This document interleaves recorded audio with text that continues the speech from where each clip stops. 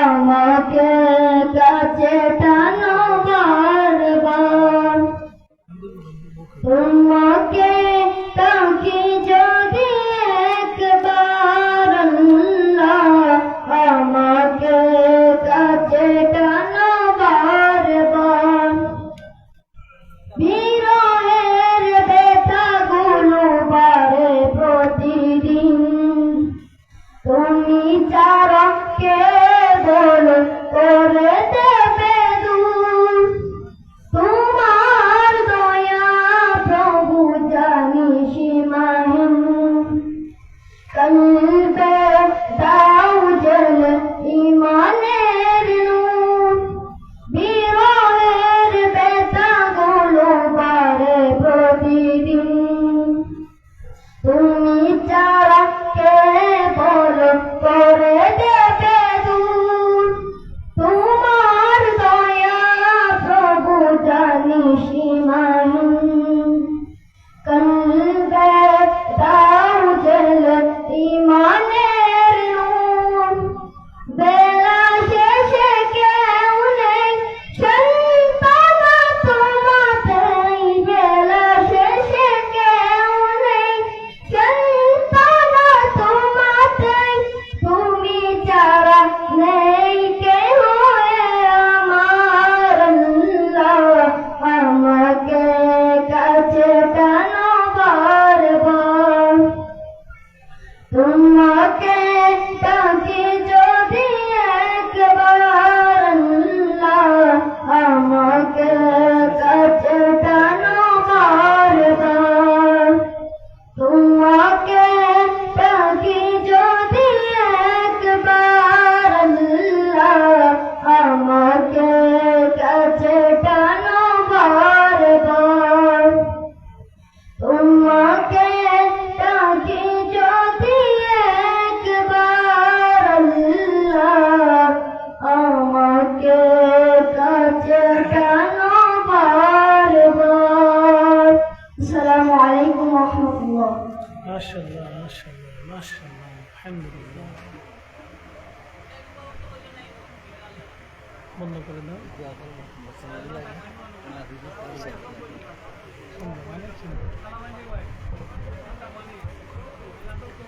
اللهم صل على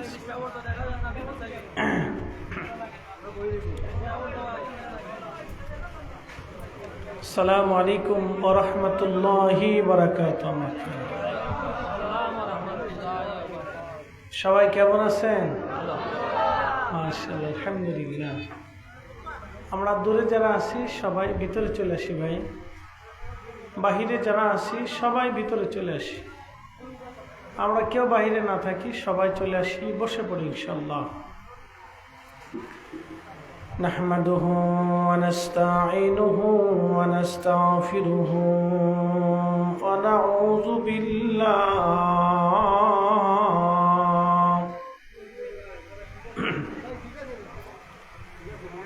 নাউযু বিল্লাহি মিন শুরুরি আনফুসিনা ওয়া মিন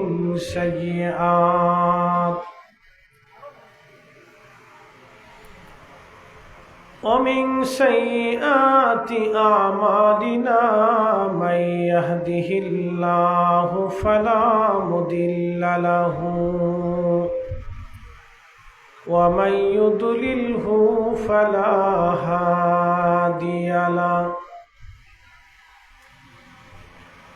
ونشهد أن لا إله إلا الله وحده لا شريك له ونشهد أن محمدا عبده ورسوله صلى الله عليه وعلى آله وسلم أرسله بالحق بشيرا ونذيرا وداعيا إلى الله بإذنه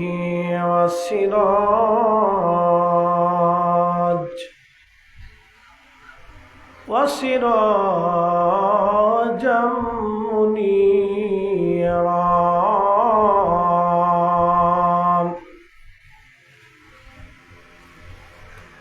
أما بعد فقد قال الله تعالى في كلامه المجيد: كما أرسلنا فيكم رسولا منكم يتلو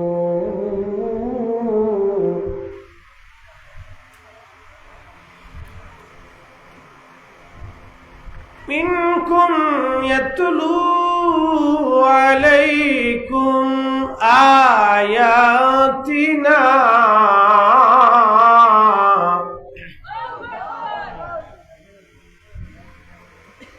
ويزكيكم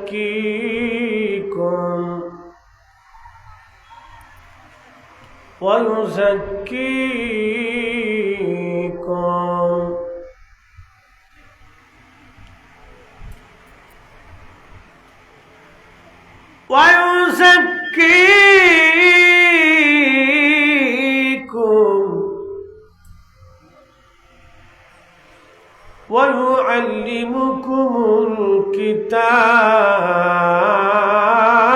والحكمة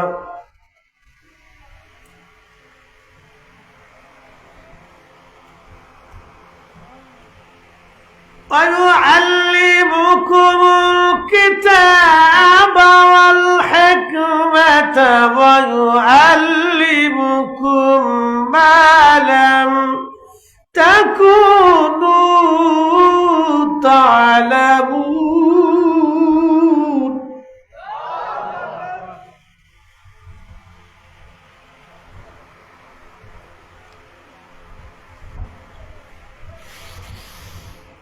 فاذكروني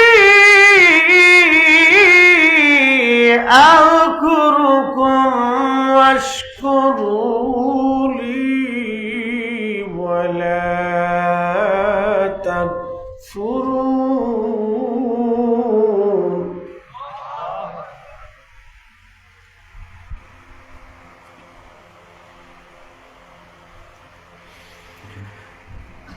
يا أيها الذين آمنوا استعينوا بالصبر والصلاة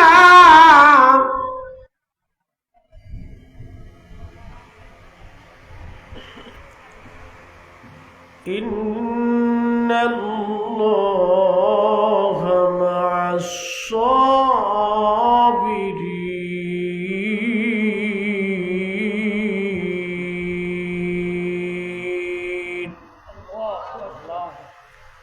صدق الله المولانا العظيم وصدق رسوله النبي الحبيب الكريم. وفي آيات أخرى في شان حبيبه ومحبوبه: إن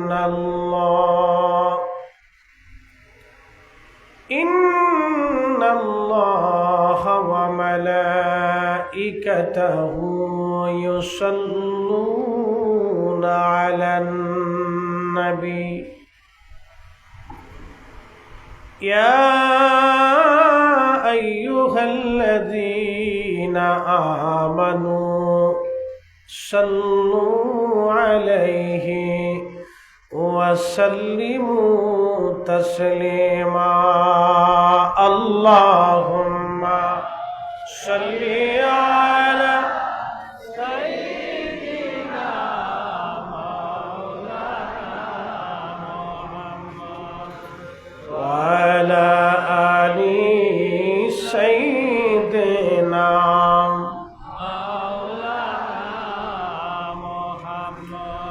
নবীর ইশকে যার দিল ভাই,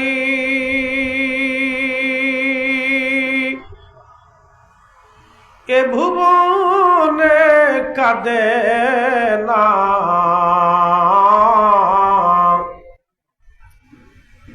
রোজ হাসরে ভাইজান তারা নবীজির দেখা পাবে না।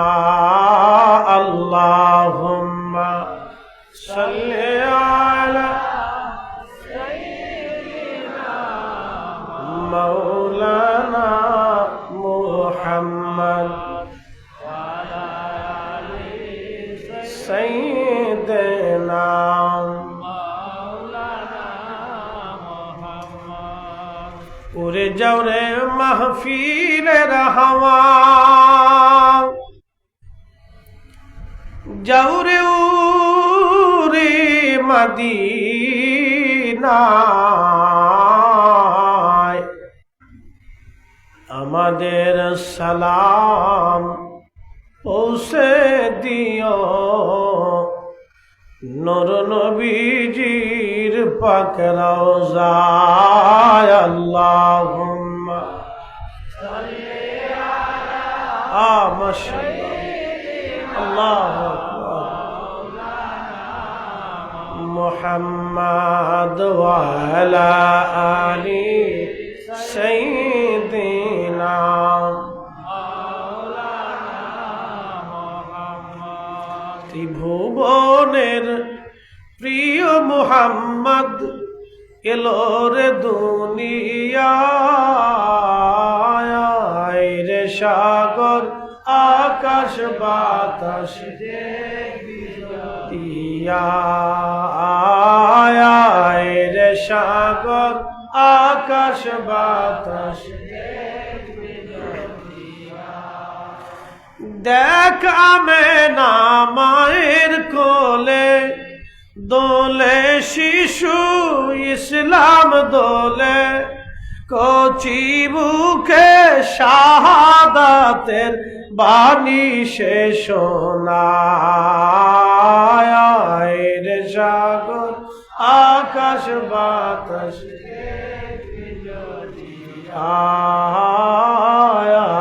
রে সাগর আকাশ বাতাস। ত্রিভুবনের প্রিয় মুহাম্মদ এলো রে দুনিয়ায়, রে সাগর আকাশ বাতাস দেখবি যদি আয়। লা ইলাহা লা ইলাহা লা ইলাহা حسبي ربي جل الله ما في قلبي غير نور محمد বলি নূর মুহাম্মদ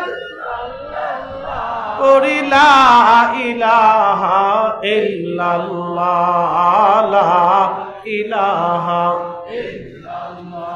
লা ইলাহা ইল্লাল্লাহ মুহাম্মাদুর রাসূলুল্লাহ সাল্লাল্লাহু আলাইহি ওয়াসাল্লাম। বালাগাল উলা বিকামালিহি কাশাফাদ দুজা বিজামালিহি হাসনাত জামিউ খুসালিহি সাল্লু।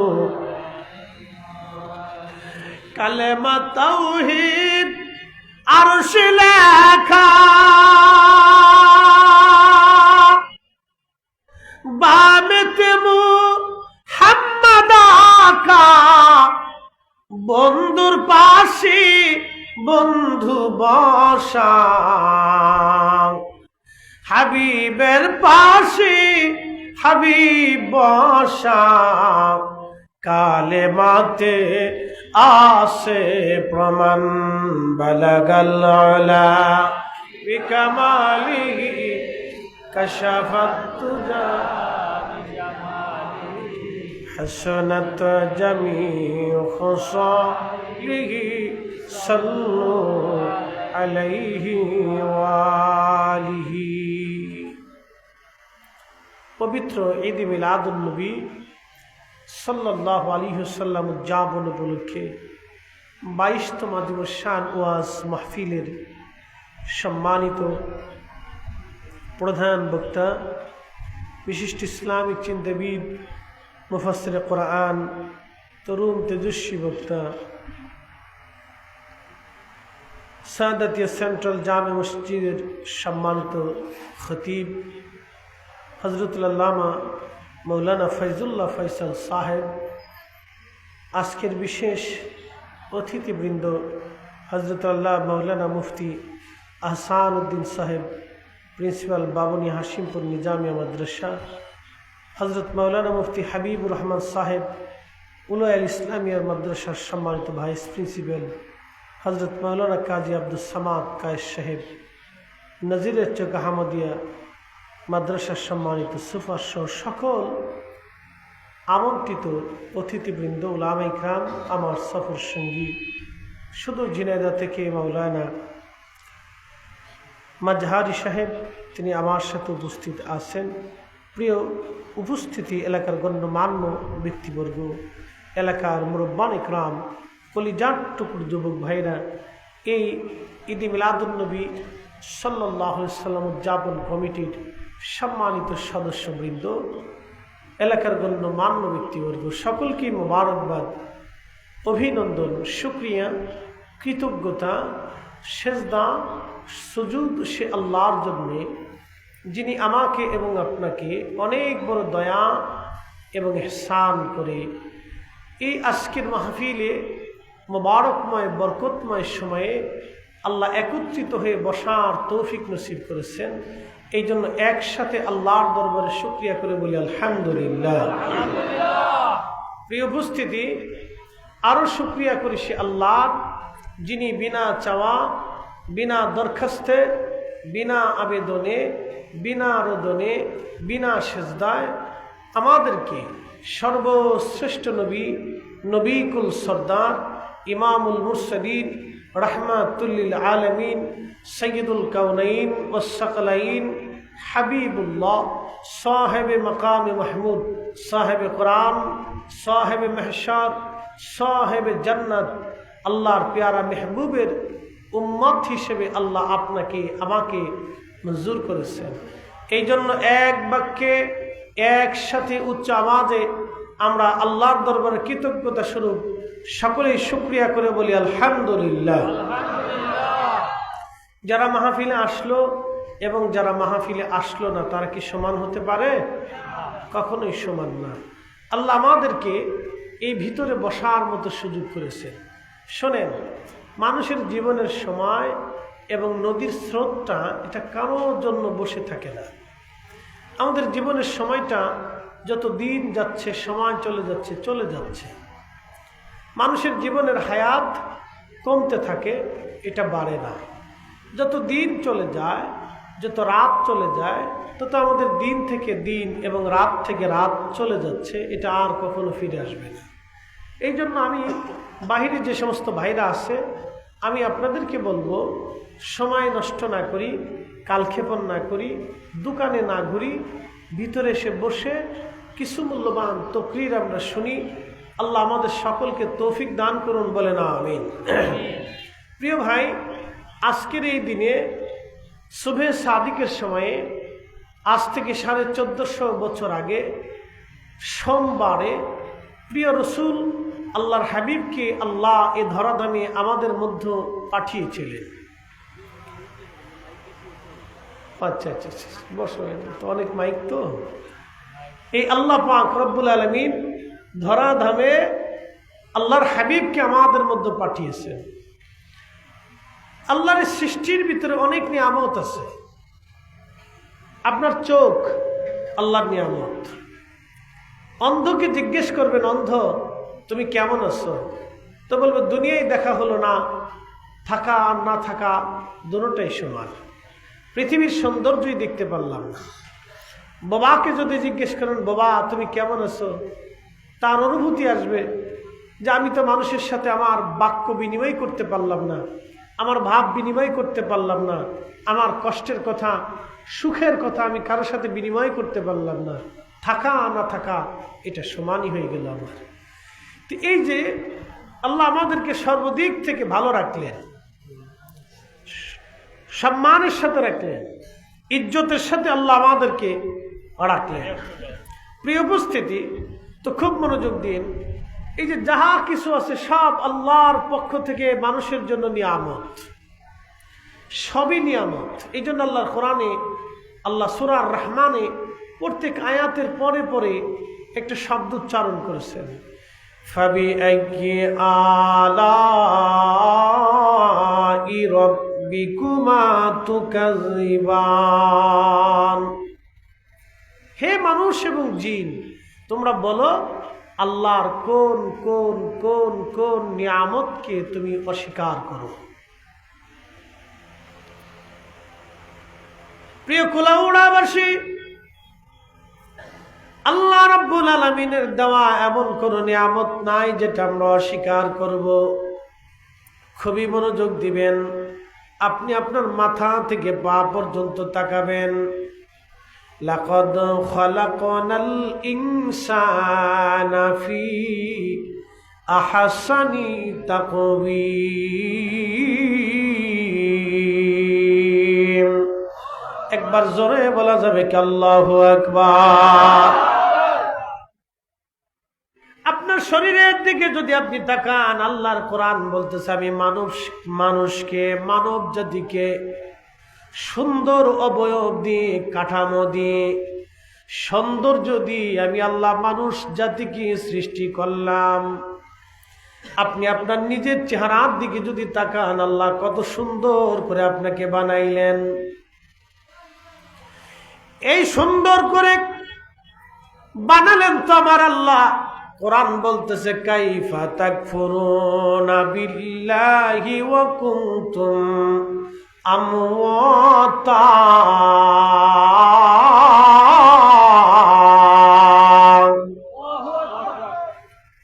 কুলাউড়ার মুসলমান, কাইফা তাকফুরুনা বিল্লাহি, তোমরা কি করে আল্লাহকে অস্বীকার করো?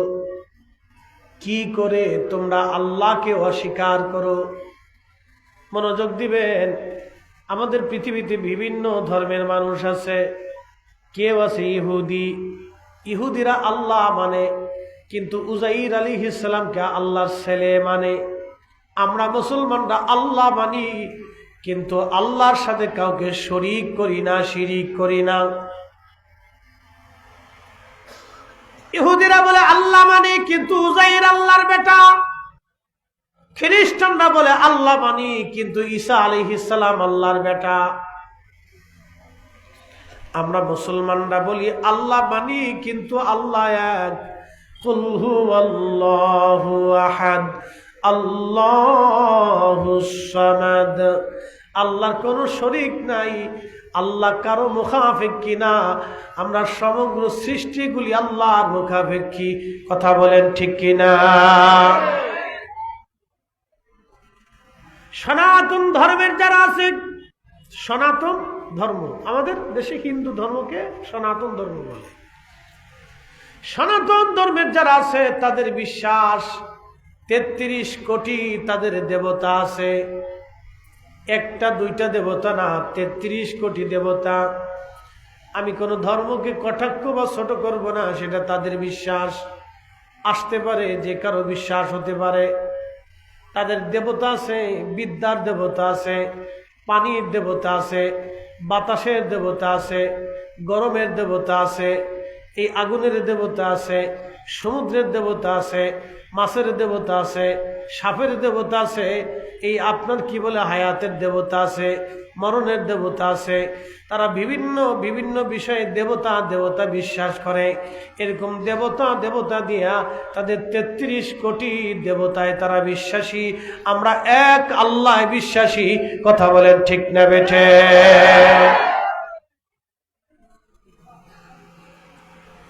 কোরআন আল্লাহ বলে কাইফা তাকফুরুনা বিল্লাহি, কি করে তোমরা আল্লাহকে অস্বীকার করো, কুনতুম আমওয়াতা, অথচ তোমরা অস্তিত্বহীন ছিলে, মৃত ছিলে।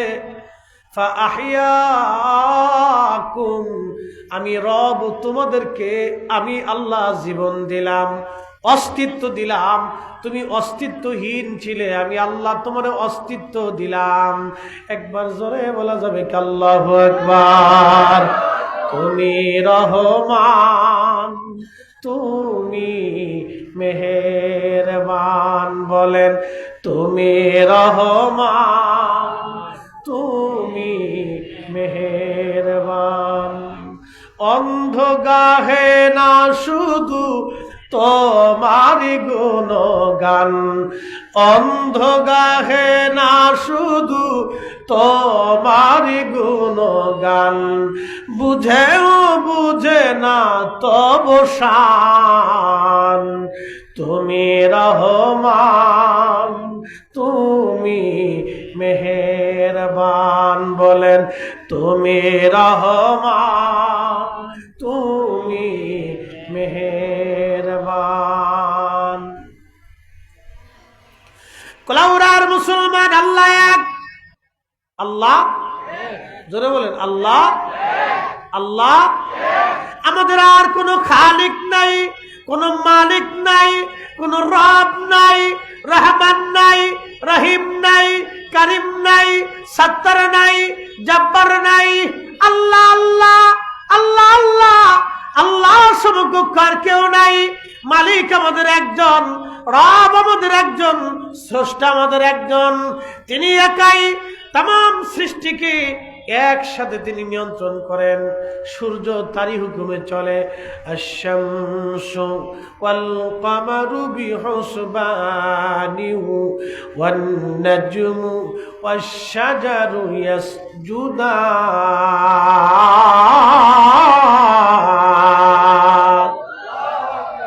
আল্লাহ বললেন, চাঁদ সূর্যগুলি আমি রব্বে কারিমের হুকুম অনুযায়ী তার নিজস্ব কক্ষপথে চাঁদ এবং সূর্য পরিচালিত হয়। চাঁদ কখনো সূর্যের রাস্তায় যায় না, সূর্য কখনো চাঁদের রাস্তায় আসে না।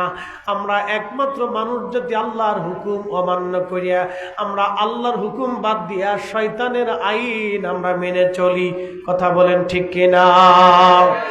আল্লাহর আইন বাদ দিয়ে শয়তানের আইনগুলি আমরা মেনে চলি, আল্লাহর পথ বাদ দিয়ে আমরা শয়তানের পথ মেনে চলি। ওলাওরার মুসলমান খুব মনোযোগ দিয়ে শুনে যাবেন। ও সুন্নি মুসলমান, আজকে ঈদে মিলাদুন নবীর রজনী চলতেছে। আজকে সারা পৃথিবীতে কোটি কোটি মুসলমান ঈদে মিলাদুন নবীর র্যালি করেছে, জশ্নে জুলুস করেছে, মিছিল করেছে, আবার অনেকে এই মিছিলের বিরোধিতাও করেছে। আমরা এই পৃথিবীতে রবিউল আউয়াল মাসে কোটি কোটি মুসলমান ঈদে মিলাদুন নবীর মাহফিল করেছে, আবার অনেকে বেদাতের ফতোয়া দিয়েছে, তাতে কিছু আসে যায় না। একটা কথা মনে রাখবেন, এই মাহফিল আল্লাহকে কেন্দ্র করে, যার কারণে এই মাহফিলের দাম বেড়ে গেল। ওই যে মসজিদ আপনারা দেখেন, এই মসজিদটার নাম হলো বাইতুল্লাহ, আল্লাহর ঘর, তার নিসবত হলো আল্লাহর সঙ্গে। মসজিদে যেই টাইলস করা, সেই টাইলস আপনাদের বাড়িতেও লাগানো থাকে। মসজিদে যে সিমেন্ট দেওয়া, বালি দেওয়া, ইট দেওয়া, এটা আমাদের দেশের বিল্ডিংগুলিতে ওই সিমেন্ট, বালি, ইটি ব্যবহার করে। মসজিদের যে জানালা, ওই জানালা আমাদের বাড়িঘরেও ব্যবহার করা হয়। মসজিদের যে বিছানা, সেই বিছানা আমাদের দেশের বাড়িঘরেও বিছানো হয়। কিন্তু আপনার বাড়িতে একরকম, মসজিদে আসলে হয়ে গেল ভিন্ন রকম। কারণ আপনার ঘর বাইতুল্লাহ, মসজিদ হলো বাইতুল্লাহ। আল্লাহর সাথে সম্পর্ক হওয়ার কারণে মসজিদের দাম বেড়ে গেল। আমার মাথায় আপনারা পাগড়ি দেখতেছেন, পাগড়ি, এই পাগড়িতে যে কাপড় আপনি দেখেন, এই কাপড়টা বাজান দিয়ে যদি আপনি লুঙ্গি বানান, তাহলে লুঙ্গি যদি আপনার থেকে ছুটে পড়ে যায়, কেউ লুঙ্গি উঠে চুমা লাগায় না, কারণ এটা হলো লুঙ্গি। এই কাপড় দিয়ে আবার অনেকে জাঙ্গা বানায়, যদি জাঙ্গে খুলে পড়ে যায়, কেউ উঠে চুমা লাগায় না, কারণ এটা জাঙ্গা। কেউ যদি মোজা বানায়, তাহলে এই মোজাটা খুলে ফেলানোর পরে চুমা লাগায় না, কারণ এটা পায়ের মোজা। একই কাপড় দিয়ে যদি পাগড়ি বানানো হয়, একই কাপড় দিয়ে যদি টুপি বানানো হয়, তখন এই টুপির এই কাপড়ের দাম বেড়ে যায়। পরে গেলে মানুষ উঠে চুমা লাগায়, কারণ এই টুপির সম্পর্ক আমার নবীর সুন্নতের সাথে, এই পাগড়ির সম্পর্ক আমার নবীর সুন্নতের সাথে।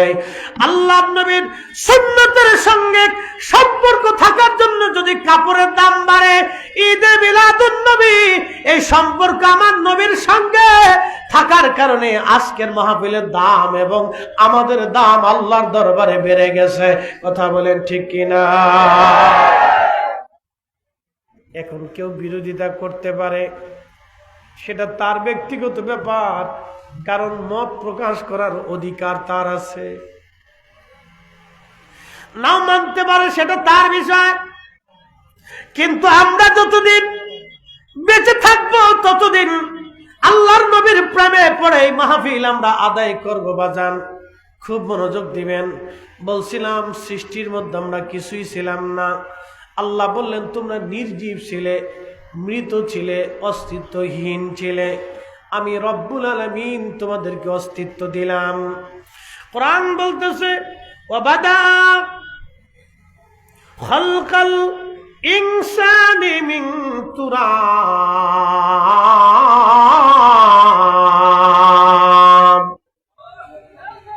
খুব মনোযোগ দিবেন।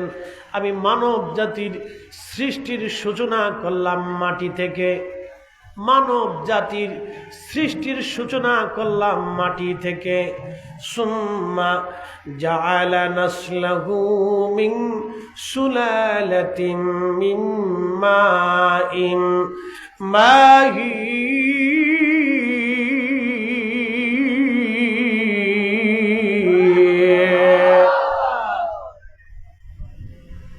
চার রঙের মশলা দিয়া,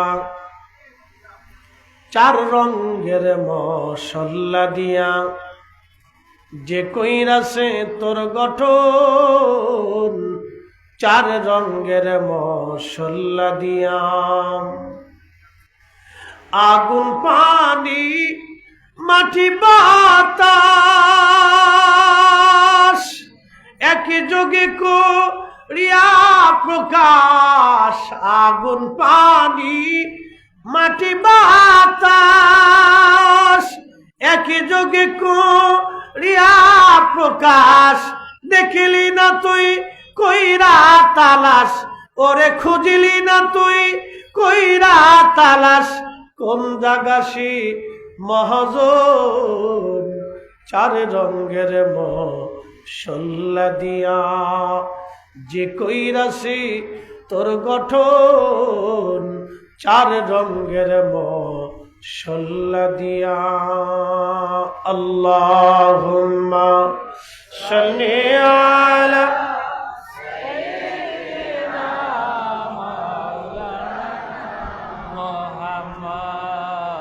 ওয়া আলা আলি সাইয়্যিদিনা মাওলানা মুহাম্মদ।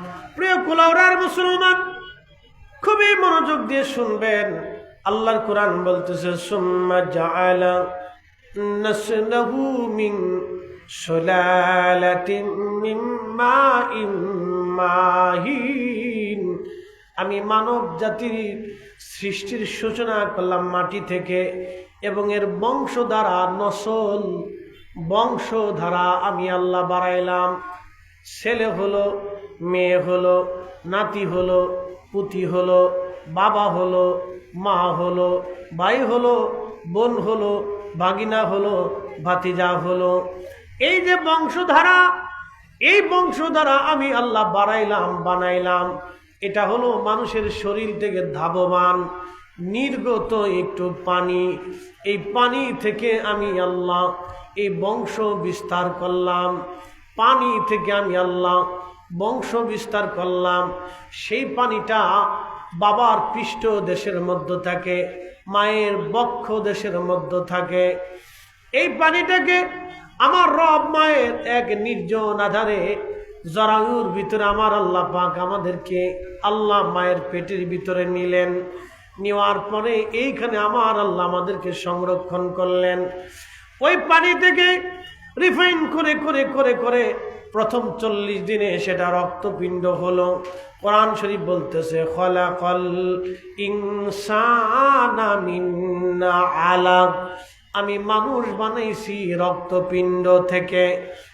কোলাউড়ার মুসলমান শুনে যাবেন, আমাদের অর্থবিত্ত হইলে আমরা অহংকারী হয়ে যাই, ক্ষমতা হইলে আমরা অহংকারী হয়ে যাই, আমাদের জ্ঞান বেশি হইলে আমরা অহংকারী হয়ে যাই। যারা ক্ষমতা পাওয়ার পরে অহংকারী হয়ে যায়, মাইনকে চূড়ার মতো কলা গাছের পাতার নিচে তাদের থাকতে হবে। কথা কোন ঠিক কিনা?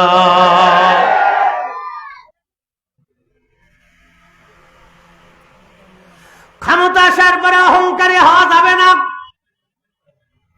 কিন্তু আজকে বড় আশ্চর্য লাগলো, মুসলমানরা ঈদে মিলাদুন নবীর র্যালি মিছিল নিয়ে যাওয়ার পরে আমার দেশের একদল তাদের উপরে হামলা করলো, ইট পাটকেল মারলো।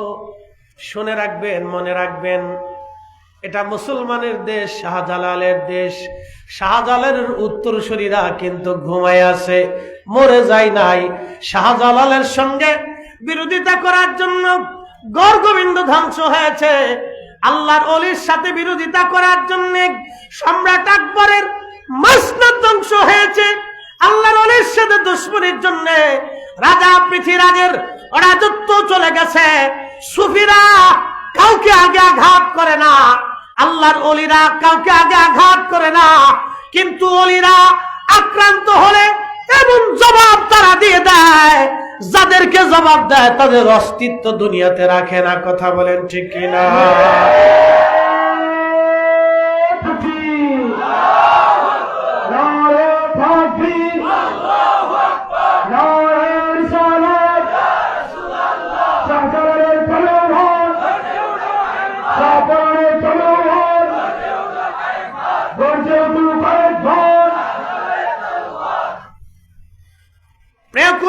মুসলমান, কেউ যদি মনে করে সুন্নি জামাত তাহলে সুন্নতুল জামাতকে ধাক্কা দিয়ে সুরমা নদীতে ফেলে দেব, পদ্মা নদীতে ফেলে দেব, বঙ্গোপসাগরে ভাসিয়ে দেব, এটা সম্পূর্ণ ভুল।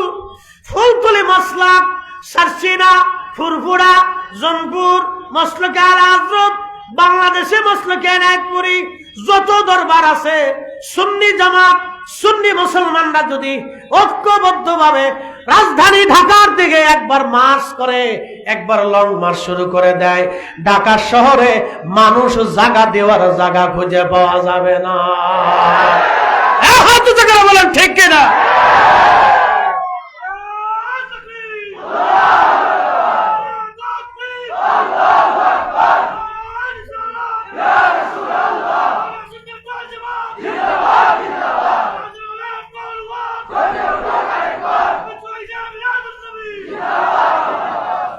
বন্ধুগণ আমার, আমরা দুর্বল না, কিন্তু আমরা আদবী, ঠিক কিনা? আমরা দুর্বল না, কিন্তু আমরা উচ্ছৃঙ্খল না। আমরা দুর্বল না, কিন্তু আমরা উচ্ছৃঙ্খল না, আমরা আদবী, আমরা শান্ত। তার মানে এটা না আমরা দুর্বল। আমরা দুর্বল না তার মানে আমরা ভদ্র। আমরা ভদ্র বিধায় মনে করবেন না আমরা দুর্বল। হ্যাঁ, আহলে সুন্নাতুল জামাত আগেও ছিল, এখনো আছে, আগামীতেও থাকবে। কথা বলেন ঠিক কিনা? সিলেটের সাহেব কেবলা ফুলতুলি রাহিমাহুল্লাহর রুহানি আওলাদেরা শুনে রাখেন, একটা কথা মনে রাখবেন, দ্বিতীয় সাহেব কেবলা ফুলতুলি এই সিলেটে আর বাংলার জমিনে পাবেন না। আল্লাহু আকবার। তিনি আল্লাহকে সন্তুষ্ট করেছিলেন, আল্লাহকে খুশি করেছিলেন। শুধু উনি না, উনি ছাড়াও আরো বহু আল্লাহর ওলিরা এই জমিনে সুন্নিয়ত দ্বীনের খেদমত করে তারা ঘুমিয়ে গেছেন। আমরা আল্লাহর ওলিদের পক্ষে কিয়ামত পর্যন্ত আছি এবং থাকব। তবে হ্যাঁ, কোন কোন মাজারে যদি শিরিক বেদাত হয়, নাজাইজ কর্মকাণ্ড হয়, ওই নাজাইজ শিরিক বেদাত জটালা পটালার সাথে আমাদের সুন্নি জামাতের কোনো সম্পর্ক নাই। কথা বলেন ঠিক কিনা? কিন্তু মাজার ভাঙ্গার পক্ষপাতীও আমরা না। মাজার থাকবে, শাহজালালের মাজার থাকতে হবে। যদি না থাকে মুসলমানদের ইতিহাস আমরা ভুলে যাব, আমাদের পরবর্তী প্রজন্ম শাহজালালকে ভুলে যাবে। কি কথা বলেন? ওনার মাজার থাকতে হবে, শাহপরানের মাজার থাকতে হবে, 360 আউলিয়ার মাজার থাকতে হবে, ফুলতুলির মাজার থাকতে হবে, শর্ষিনার মাজার থাকতে হবে, এনায়তপুরের মাজার থাকতে হবে, সোনাকান্দার থাকতে হবে, ওসলিগা আলা হযরতে থাকতে হবে, খাজা বাবা আজমিরে থাকতে হবে, কুতুবউদ্দিন কাকির থাকতে হবে। ভারতের মতো এত বড় বিরাট দেশ হিন্দুস্তান, হিন্দু অধ্যুষিত বৌদ্ধ শিখ ধর্মের অনুসারীদের এলাকায় যদি মুসলমান ওলিদের মাজার সংরক্ষণ থাকতে পারে, তাহলে এদেশের 90% মুসলমানের দেশে আল্লাহর ওলিদের মাজার ছিল এবং আছে এবং থাকতে হবে। কথা বলেন ঠিক কিনা?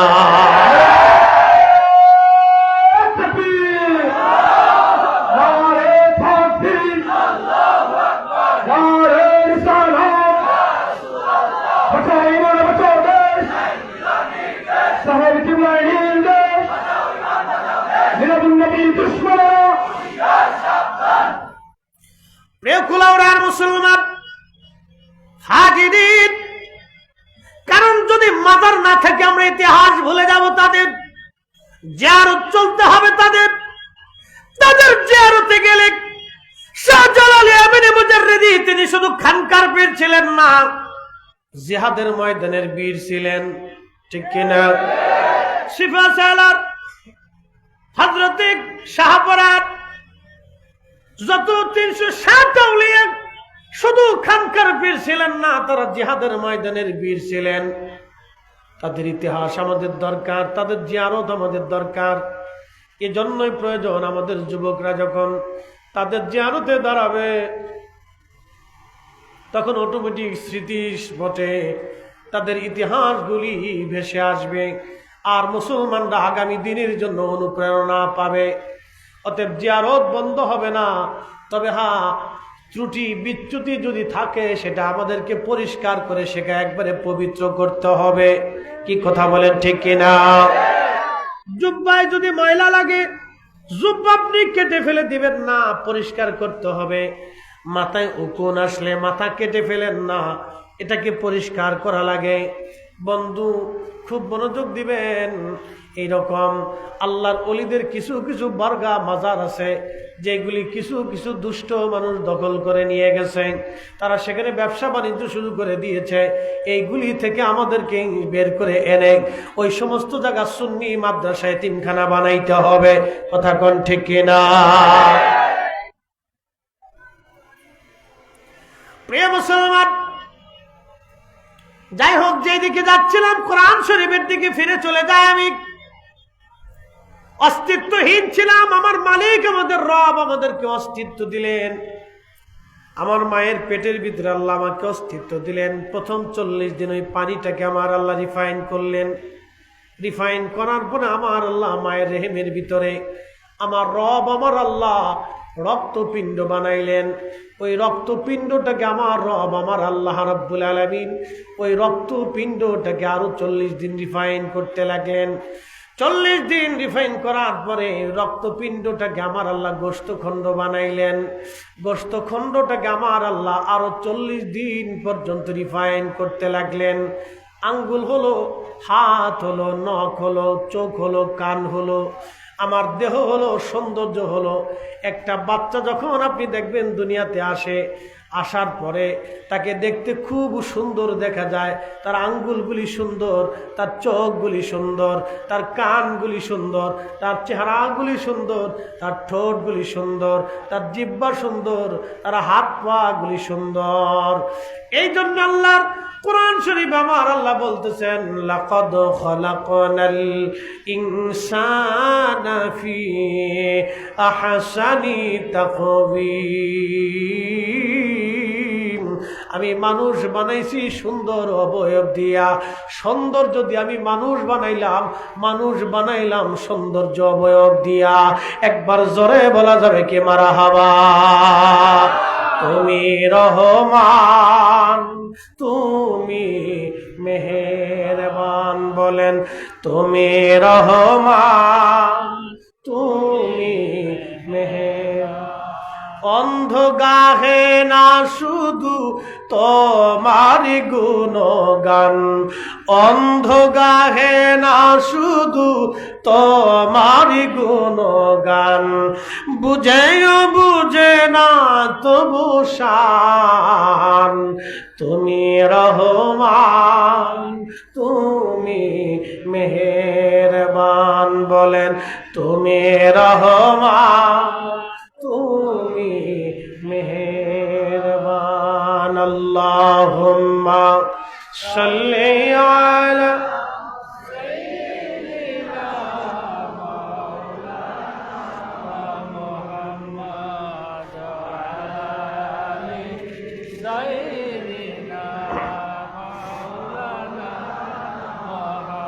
হয় না, আরো জোরে জবান খুলে আল্লাহুম্মা সাল্লি আলা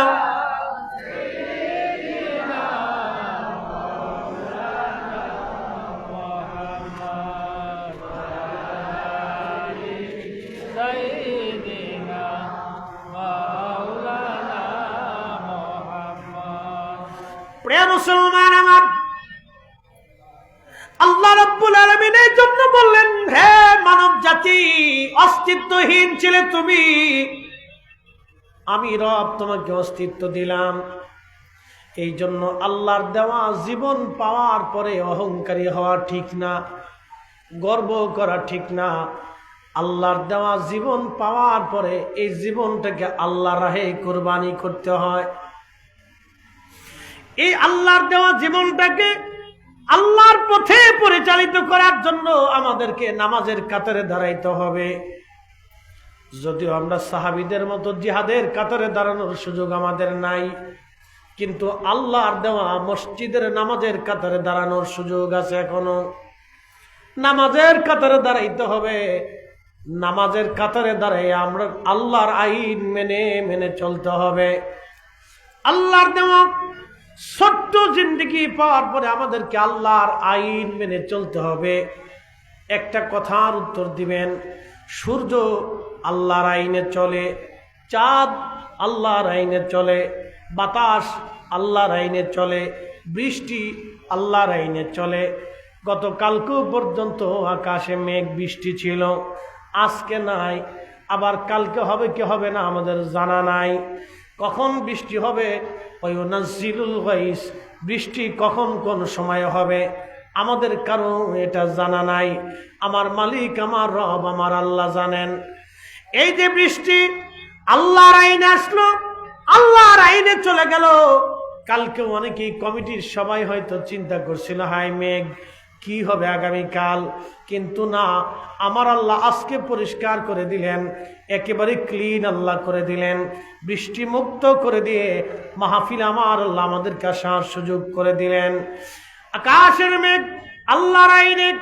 পৃথিবীর সমুদ্রগুলো যদি আপনি যান দেখবেন জোয়ার আসে, আবার সমুদ্রের পানি ভাটা চলে যায়। জোয়ার আসার পরে 4-5 হাত পানি বেড়ে যায়।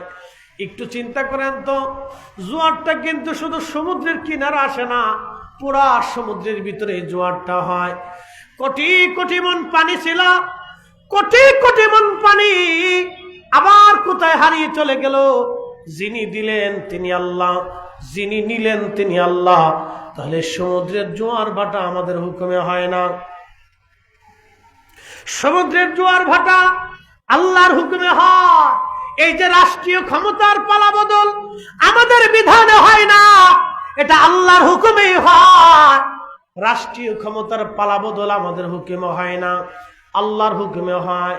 এই জন্য ক্ষমতা আসার পরে ক্ষমতাহীন হয়ে যারা হবে তাদেরকে দুর্বল ভেবে অত্যাচার করা লাগবে, তাদেরকে কষ্ট দিতে হবে, তাদের অধিকারগুলি নষ্ট করতে হবে। এইগুলি অন্যায়, এইগুলি অন্যায়। এখন ধরেন ক্ষমতায় যারা আসলো, তারা যদি চিন্তা করলো না আমরাই ব্যবহার করব, অন্যদেরকে আমরা দমায় রাখবো। যদি মনে করেন মুসলমানরা ক্ষমতায়, চিন্তা করলো না হিন্দুদের পূজা আমরা করতে দেব না, এটা ঠিক না। ক্ষমতা আল্লাহ দেন, ক্ষমতার পালা বদল আসে, ক্ষমতা চলে যায়, নদীর সাগরের জোয়ার যেমন আসে, আবার জোয়ার চলে যায় আল্লাহর হুকুমে, ক্ষমতাও আসে আল্লাহর হুকুমে, চলেও যায় আল্লাহর হুকুমে। আল্লাহর কোরআন বলল, কুলিল্লাহুম্মা মালিকাল মুলকি তুতিল মুলকা মান তাশাউ ওয়া তানজিউল মুলকা মিম্মান তাশাউ। হুজুর, আপনি বলে দেন, তামাম মুলকের মালিক আমি আল্লাহ।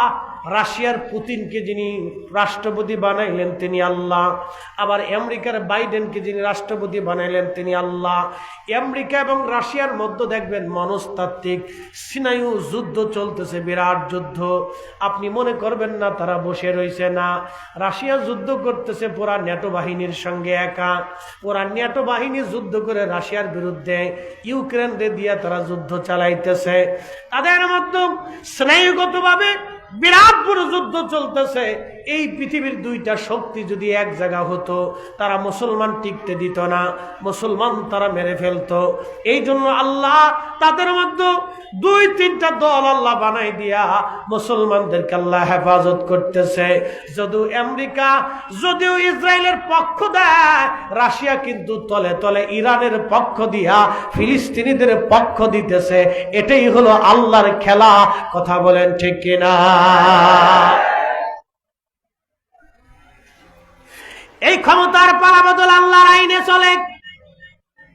ক্ষমতা আজ আছে কাল নাই, এগুলি নিয়ে বাড়াবাড়ি করার কিছুই নাই। তোমরা যারা মিলাদুন নবীর মাহফিলে ঢিল ছোড়ো, আমরা মিলাদ পড়াইতে গেলে তোমরা বাধা দাও।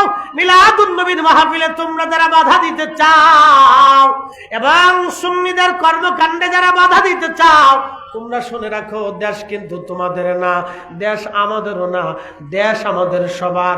সবাই সবাইকে যদি সহমর্মিতা দিয়া যদি চিন্তা আসে না, ওরা ওদের কাজ করতেছে করুক, আমরা আমাদের কাজ করতেছি করি। সুন্নিরা মাহফিল করতেছে তাদেরটা তারা করুক, আমাদেরটা আমরা করতেছি করি। তারা কোরআন খতম দিচ্ছে দিক, মাদ্রাসা করতেছে করুক, আমাদেরটা আমরা করতেছি করতে থাকি। তাহলে আমার দেশের কোনো ঝামেলা হবে না। আর যদি মনে করে না ওদেরকে আমরা করতে দিবই না, তাহলে মনে রাখতে হবে এটা শাহজালালের জমিন। শাহজালাল কারো একার না, শাহজালাল আমাদের সবার। 360 আউলিয়ার জমিন। এই জমিনের মাটির নিচে অসংখ্য আল্লাহর ওলিরা ঘুমিয়ে গেছে। তারা বললেই আমরা তাদের মতবাদ জীবন গেলেও মেনে নিতে পারবো না। কথা বলেন ঠিক না বেঠে? কেউ যদি মনে করে আমি তো আমার মতবাদ চালাই দিব, হবে না। কথা বলেন, হবে না? মানতে পারবো? কেউ মেনে নেবে? আমি যদি মনে করি আমার মতবাদ আমি জোর করে চাপাবো, আপনি মানবেনই না, কখনোই না। যারা ফুলতলি সাহেব কেবলাকে ভালোবাসি, জীবন গেলেও তারা সাহেব কেবলাকে ভুলবে না। এটা কর না কেন? জোরে বলেন, জোরে বলেন। যারা সারসিনাকে ভালোবাসে, জীবন গেলেও সারসিনা বলবে না। যারা ফুরফুরাকে ভালোবাসে, জীবন গেলেও ফুরফুরা ভুলবে না। যারা জৈনপুরকে ভালোবাসে, জীবন গেলেও জৈনপুর ভুলবে না। যারা ওই অনেক অলি যারা আছে, মুসলিম আলা ইমাম আলা সুন্নাত আলা হযরতকে ভালোবাসে এবং জীবন গেলেও তারা আলা হযরতের ভালোবাসা ছাড়বে না। আর আমরা সবাই যারা আছি অলি প্রেমিক, আল্লাহর অলিদেরকে ভালোবাসি, আমাদের সব চলে গেলেও অলিদের জামাত আমরা ছাড়ব না। কি কথা বলেন ঠিক কিনা? জোর করিয়া কোনোদিন কোনো মত চাপিয়ে দেওয়া যায় না।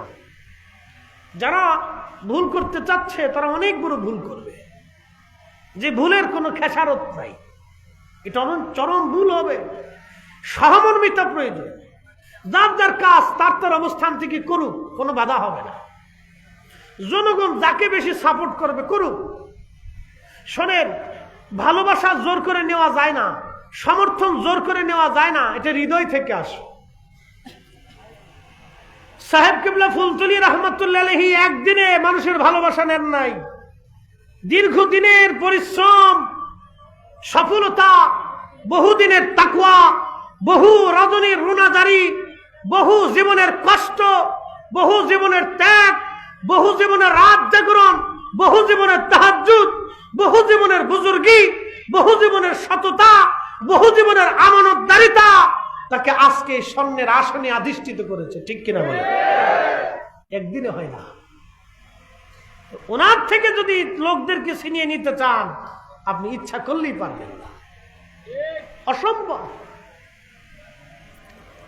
প্রিয় মুসলমান আমার, খুবই মনোযোগের সাথে কথাগুলি শুনবেন। আমার রব, আমার আল্লাহ মানব জাতিকে সুন্দর করে বানাইলেন।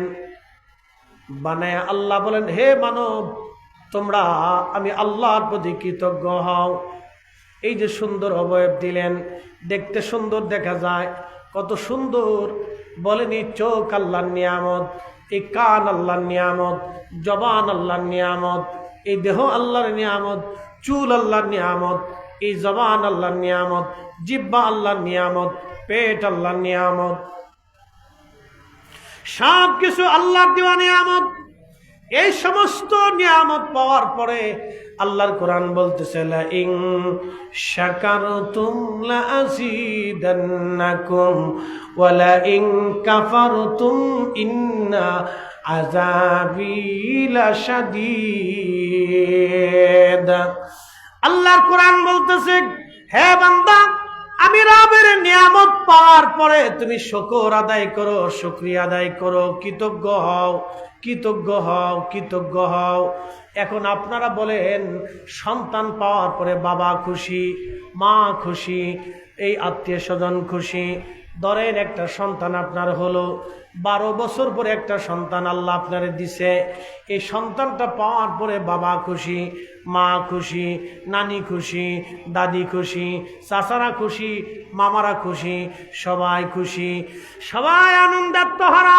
মিষ্টি আনে, অমুক আনে, দাওয়াত করে, আকিকা, খাওয়া দাওয়া। সন্তান পাওয়ার পরে যদি দুনিয়াতে আপনি এত বেশি খুশি হন, তাহলে রাহমাতুল লিল আলামিন পাওয়ার পরে আপনাকে আরো বেশি খুশি হতে হবে। সেই খুশির নাম হলো ঈদে মিলাদুন নবী। কথা বলেন ঠিক কিনা? এটা শরীয়তের কোন ঈদ না। যদি শরীয়তের ঈদ হতো তাহলে আমরা 2 রাকাত নামাজ বানাইতাম, অথবা 3 রাকাত নামাজ বানাইতাম, খুতবা বানাইতাম, একটা দিন নির্দিষ্ট করতাম, সময় নির্দিষ্ট করতাম না। এটা শরীয়তের ঈদ না। এই ঈদটা হলো নবী পাওয়ার ঈদ। এটা মুমিনের আনন্দের ঈদ, মুমিনের আনন্দের ঈদ, মুমিনের ভালোবাসার ঈদ, মুমিনের ভালোবাসার ঈদ। এই দিন পাওয়ার পরে আমরা বিরাট খুশি। আপনি যদি মিশর যান, মিলাদুন নবীর রাতে মিশরীরা বিরাট আনন্দ করে, আত্মীয় স্বজন আসে, নতুন নতুন পোশাক তারা পরে, তারা ওই আপনার মাহফিল ইন্তজাম করে, তারা নাতে রসুলের মজলিস ইন্তজাম করে, তারা বাড়িতে আত্মীয় স্বজনরা বসে বসে নাতে রসুল গায়, আনন্দ করে, সুন্দর সুন্দর খাবার খায়, দোয়া খায়ের করে, জিকির আজগার করে। বাংলার সুফিরা, সারা পৃথিবীর সমস্ত সুফি ওলি যারা ছিলেন, তারা মিলাদুন নবীর মাহফিল কায়েম করে আল্লাহর নবীর ভালোবাসায় তারা উজ্জীবিত হতেন, নাতে রসুল গাইতেন, আনন্দ করতেন, তারা আল্লাহর শুকরিয়া আদায় করেছেন। আমরাও যতদিন বেঁচে থাকব, নবী পাওয়ার কারণে আমরাও শুকরিয়া আদায় করে যাব। কথা বলেন ঠিক কিনা? আল্লাহ আমাদেরকে বুঝার তৌফিক দান করুন, সকলে বলেন আমিন। এগুলি আজাইনে একটা বিতর্ক করে আমাদের ভিতরে ফেতনা বাঁধায়, শুধু অশান্তি বাঁধাইতে থাকে। এ মাস আসলে শুধু এটা নিয়ে বিতর্ক, ঝগড়া, এই এক একজনের ঝুঁকুচাকাছি, ধাক্কাধাক্কি, মারামারি, বাড়াবাড়ি, এগুলি চলতে থাকে। আসলে আমাদের এই অ্যাটিটিউড, ধ্যান ধারণা কবে চেঞ্জ হবে আমরা জানি না। কোন দিন কবে এগুলি চেঞ্জ হবে আমাদের জানা নেই। আমরা কবে সভ্য হব তাও আমাদের জানা নেই। খুব মনোযোগ দিয়ে, এই যে রব আমাদেরকে সারা পৃথিবীর এত সৌন্দর্য আল্লাহ দিলেন, এই সব কিছু আল্লাহর দেওয়া নিয়ামত। আপনার বাথরুম করে, বাথরুমের ভিতরে পোকা হয়, এই পোকাটা আল্লাহর পক্ষ থেকে আমাদের জন্য এক ধরনের নিয়ামত। বলে হুজুর কারণ কি? এই পোকা যদি না আসতো তাহলে আপনার এই বাথরুম খেয়ে এই বাথরুমের দুর্গন্ধটা নষ্ট করে দিয়ে এই বাথরুমটাকে মাটির সাথে মিসমার করে দেয় পোকা। একসাথে বলা যাবে না সুবহানাল্লাহ? এটা আল্লাহর এক সৃষ্টির মহাপরিক্রমা। আপনি কোনো সন্ধান করে দেখতে পারেন। আপনি দেখেন এই যে কুত্তা, প্রশ্ন রাখতে পারেন আল্লাহ এত কুকুর কেন দিল? এই কুকুর আপনার ফসা গলা আবি যাবি ওরা খায়, বিড়াল আপনার বাড়িতে থাকে, দেখবেন ও আপনার বাড়ির ঘরে ইঁদুর খেয়ে নিঃশেষ করে দেয়, তেলাপোকা ঢুকতে দেয় না। আপনি যদি সমস্ত ইঁদুর মেরে ফেলে দেন তাহলে দেখবেন যে আপনার সারা দেশে এই সমস্ত বিড়াল যদি মেরে ফেলে দেন তাহলে সারা দেশে দেখবেন এই ইঁদুরের উৎপাতে ফসল টসল সব নষ্ট হয়ে যাবে। চীনের যিনি জনক যাকে বলা হয় তার নাম হচ্ছে মাও সেতুং। তো মাও সেতুং যখন চীন স্বাধীন করলেন, চীন গঠিত হলো, তো মাও সেতুং দেখলেন এই চীনের ভিতরে চড়ুই পাখিরা এই ধান খেয়ে নষ্ট করে ফেলে। তো তারা গবেষণা করে দেখলেন যে হাজার হাজার লক্ষ লক্ষ টন গম এই ধান প্রত্যেক বছর এই চড়ুই পাখি খেয়ে ফেলে দেয়।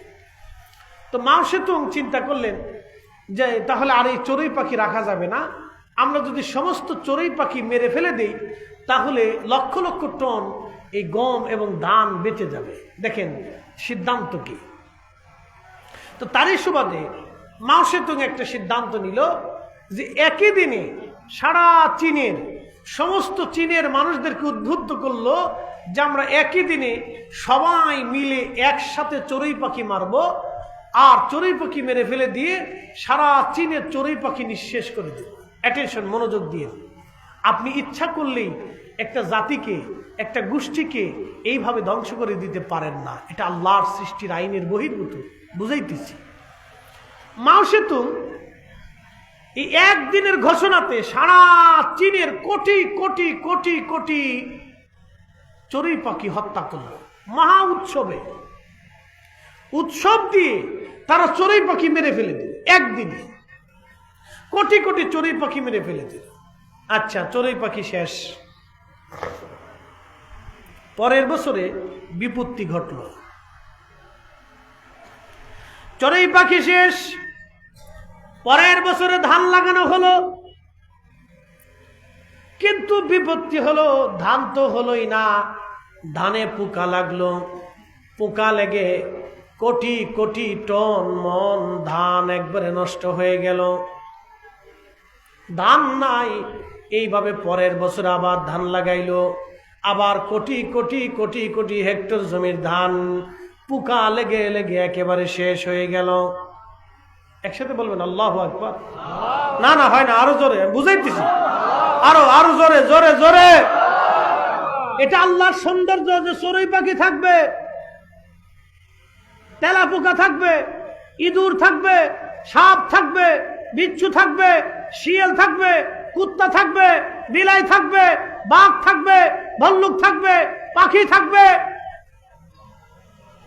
আপনার শক্তি আছে বিদা আপনি জঙ্গলে সব বাঘ মেরে ফেলবেন, এটা আল্লাহর আইনের বহির্ভূত। আপনার শক্তি আছে বিদা সমস্ত পাখি মেরে ফেলবেন, এটা আল্লাহর বহির্ভূত। আপনার শক্তি আছে বিদা সমস্ত কুত্তা মেরে ফেলবেন, এটা আল্লাহর আইন বহির্ভূত। আল্লাহ সৃষ্টি করেছে মানুষের জন্য। আপনার শক্তি আছে বিদা আপনি হিন্দু নিঃশেষ করবেন, এটা আল্লাহর আইন বহির্ভূত। শক্তি আছে বিদা ভারত যদি মনে করে আমি মুসলমান নিঃশেষ করে দেব, এটা আল্লাহর আইন বহির্ভূত। চেঙ্গিস খান চেয়েছিল 2 কোটি মুসলমান হত্যা করে পৃথিবী থেকে মুসলিম সাম্রাজ্য নিশ্চিহ্ন করতে। না, আজকে চেঙ্গিস নাই, কিন্তু মুসলমান এখনো আছে। হালাকু চেয়েছিল ইরাকের বাগদাদে 16 লক্ষ মুসলমান, তিনি 3 দিনে জবাই দিয়েছিল। ইরাকের দজলা নদী শুধু রক্তে আর রক্তে 1 মাস পর্যন্ত এই টাইগ্রিস নদী রক্তে রঞ্জিত ছিল। সে ভেবেছিল মুসলমান হত্যা করলে বুঝি ইরাক থেকে বাগদাদ থেকে মুসলিম নিশ্চিহ্ন হবে। আজকে কিন্তু হালাকু নাই, কিন্তু ইরাকের বাগদাদে এখনো আযান আছে, এখনো মসজিদ আছে, এখনো মুসলমান বেঁচে আছে। কথা বলেন ঠিক না বেটে? ক্ষমতা থাকলেই ক্ষমতা দেখাইতে হয় না, ক্ষমতা থাকলেই অন্য কারো প্রতি ঝাঁপিয়ে পড়তে হয় না, এটা আল্লাহর আইন বহির্ভূত।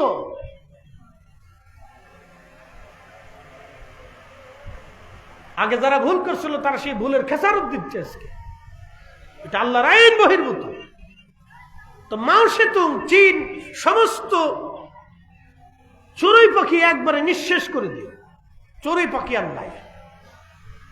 ধান লাগাইলো, ধানে পোকা হলো। প্রথম বছরে ধান শেষ, দুর্ভিক্ষ শুরু হলো। পরের বছর ধান লাগালো, আবার পোকা হলো, ধান নাই, কোটি কোটি মন ধান নাই, আবার দুর্ভিক্ষ বেড়ে গেল। দুর্ভিক্ষে চীনে 1 কোটি মানুষ না খেয়ে মরে গেল। যে চীনকে আজকে আপনি বিশ্বের উচ্চ আসনে দেখতেছেন, বিরাট ধনী দেশ দেখেন, সেই চীনে এক সময় 1 কোটি মানুষ শুধু না খেয়ে মরে গিয়েছিল একটা ভুল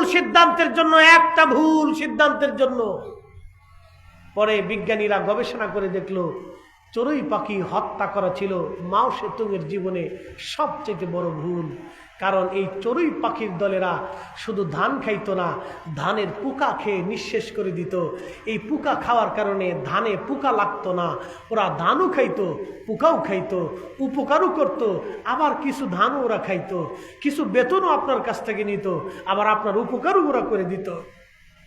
চড়ুই নিঃশেষ করার কারণে শেষ পর্যন্ত দেখা গেল ধান তো আর নাই, পোকা ধরে গেল, পোকার রাজত্ব এসে গেল, সারা ধান ক্ষেতগুলিতে পোকা আর পোকা, সে পোকা দমাইতে পারল না। চড়ুইর কারণে তারা ওই পোকা নিঃশেষ করত, চড়ুই পাখিরা পোকা খেয়ে খেয়ে খেয়ে খেয়ে ধান ক্ষেত পরিষ্কার করে রাখতো। এটা আল্লাহর সৃষ্টির এক পরিক্রমা। এই জন্য রব বলছে আলহামদুলিল্লাহি রব্বিল আলামিন, আমি রব, তাম সৃষ্টির রব, আমি একটা দিই আরেকটা দিই আরেকটাকে আমি আল্লাহ লালন পালন করি, লালন পালন করি, লালন পালন করি। কুত্তা দিয়ে মানুষে, মানুষ দিয়ে কুত্তারে, বিলাই দিয়ে মানুষে, মানুষ দিয়ে বিলাই রে, গরু দিয়ে মানুষে, মানুষ দিয়ে গরু রে, মহিষ দিয়ে মানুষে, মানুষ দিয়ে মহিষ রে, গাধা দিয়ে মানুষে, মানুষ দিয়ে গাধারে। আমি আল্লাহ রাব্বুল আলামিন রব। এইরকম সৃষ্টির পরিক্রমা, একটা দিয়ে আরেকটা দিয়ে আরেকটা দিয়ে আরেকটা। আমি আল্লাহ রাব্বুল আলামিন সৃষ্টিকে এইভাবে সুন্দর করে চক্রাকারে সাজিয়েছি। এটা আমার আল্লাহর সৃষ্টি। আমরা আল্লাহর আইন বাহির কইরা, আল্লাহর আইনের বাহির আইসা তোমরা নিজস্ব মতলব চালায় দিয়া তোমরা অন্য কোনো গোষ্ঠী, ব্যক্তি, কোনো পশু পাখি তোমরা অন্যায় করবে না, তাদেরকে হত্যা করবে না, কষ্ট দিবে না, ব্যথা দিবে না। একসাথে বলা যাবে না আল্লাহু আকবার? আমাদেরকে বুঝতে হবে। কিছু মাথা মোটার দল আছে, আগা মাথা বুঝে না, মনে কাছে হয়ে গেছে একবার। এগুলি ঠিক না।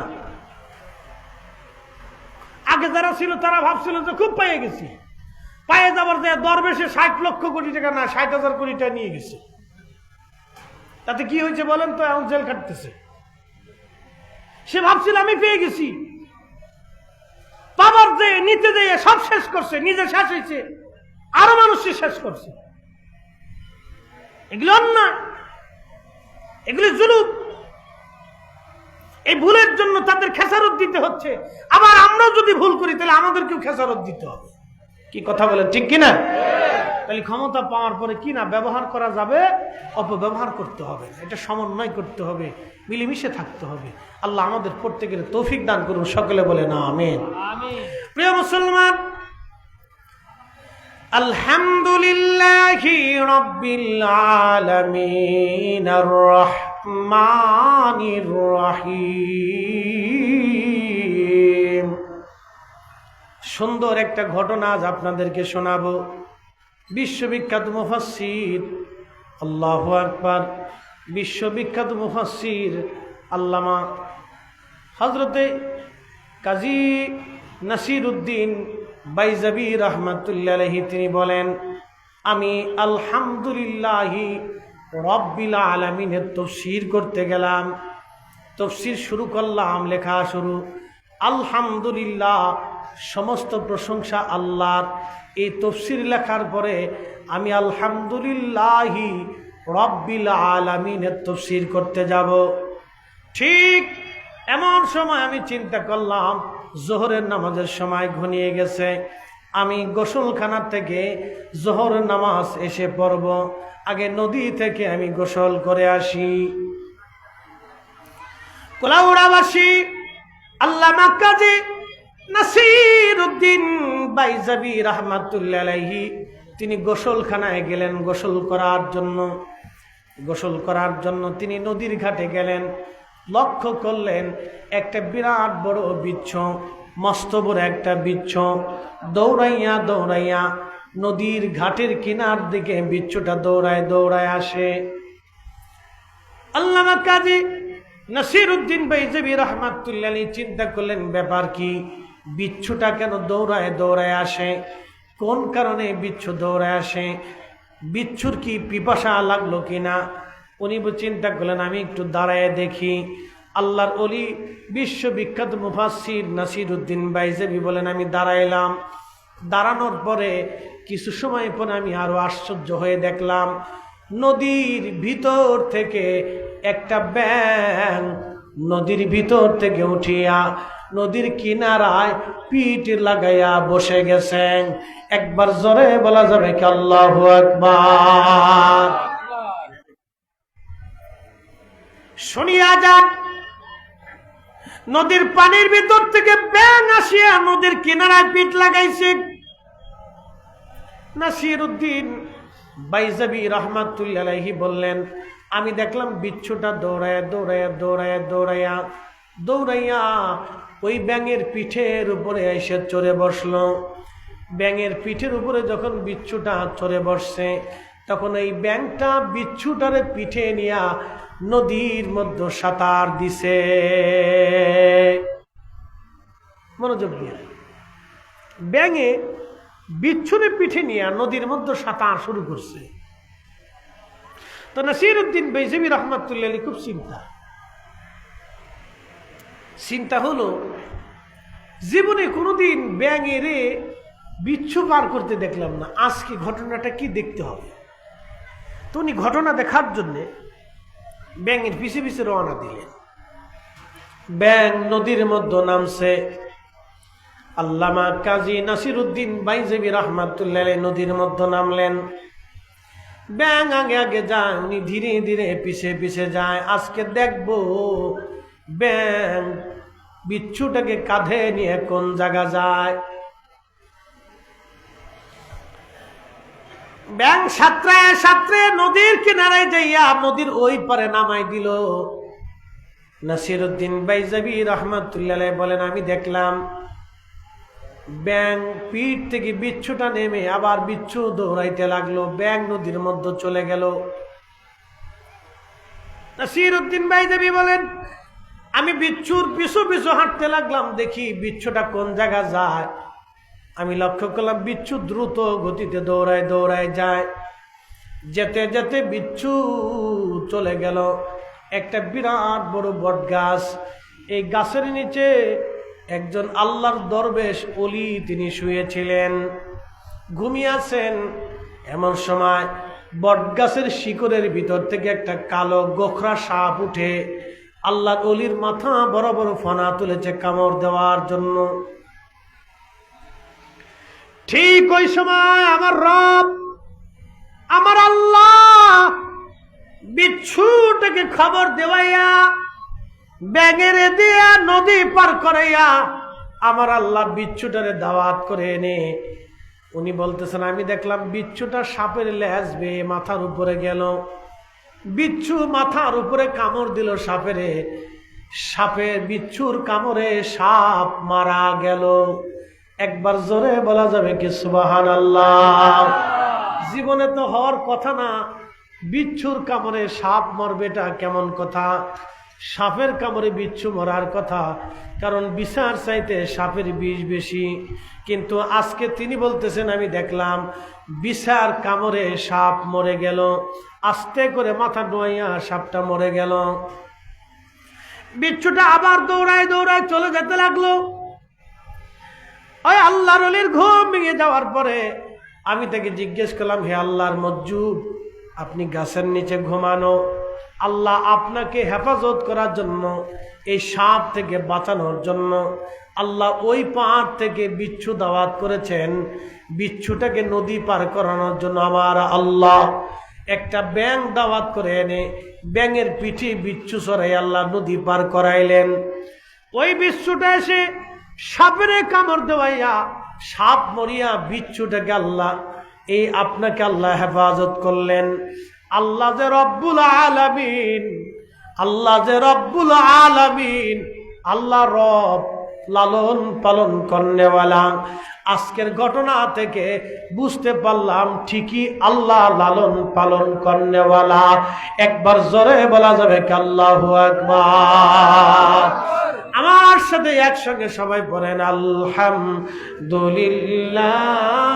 রাব্বিল বিল আলামিন। আবার পড়েন আলহামদুলিল্লাহি রাব্বিল আলামিন। তুমি রহমান, তুমি মেহেরবান, তুমি রহমান, তুমি মেহেরবান। অন্ধ গাহে না শুধু তোমার গুণগান, অন্ধ গাহে না শুধু তোমার গুণগান, বুঝেও বুঝে না তবু শান।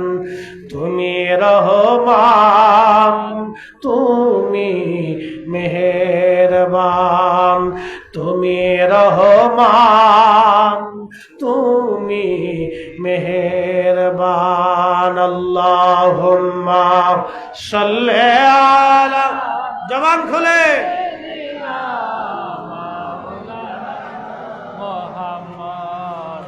ওয়া আলা আলি সাইয়্যিদিনা।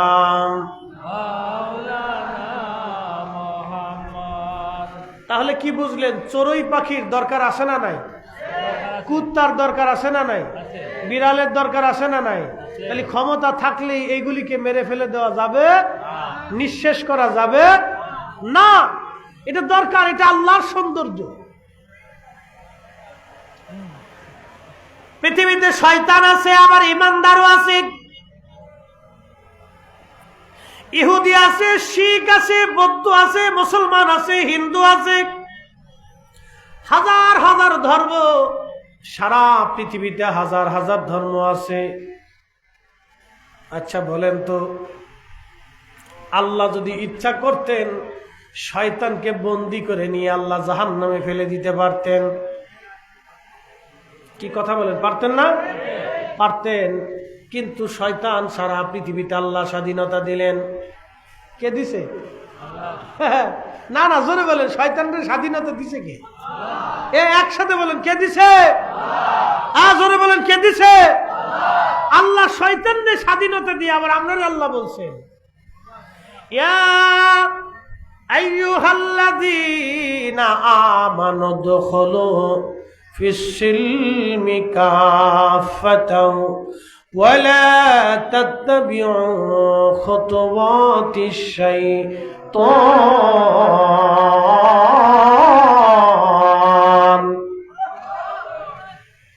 শয়তানদের স্বাধীনতা দিছে কে? না না, জোরে বলেন, জোরে না, ঘুমাইছে আপনাদের।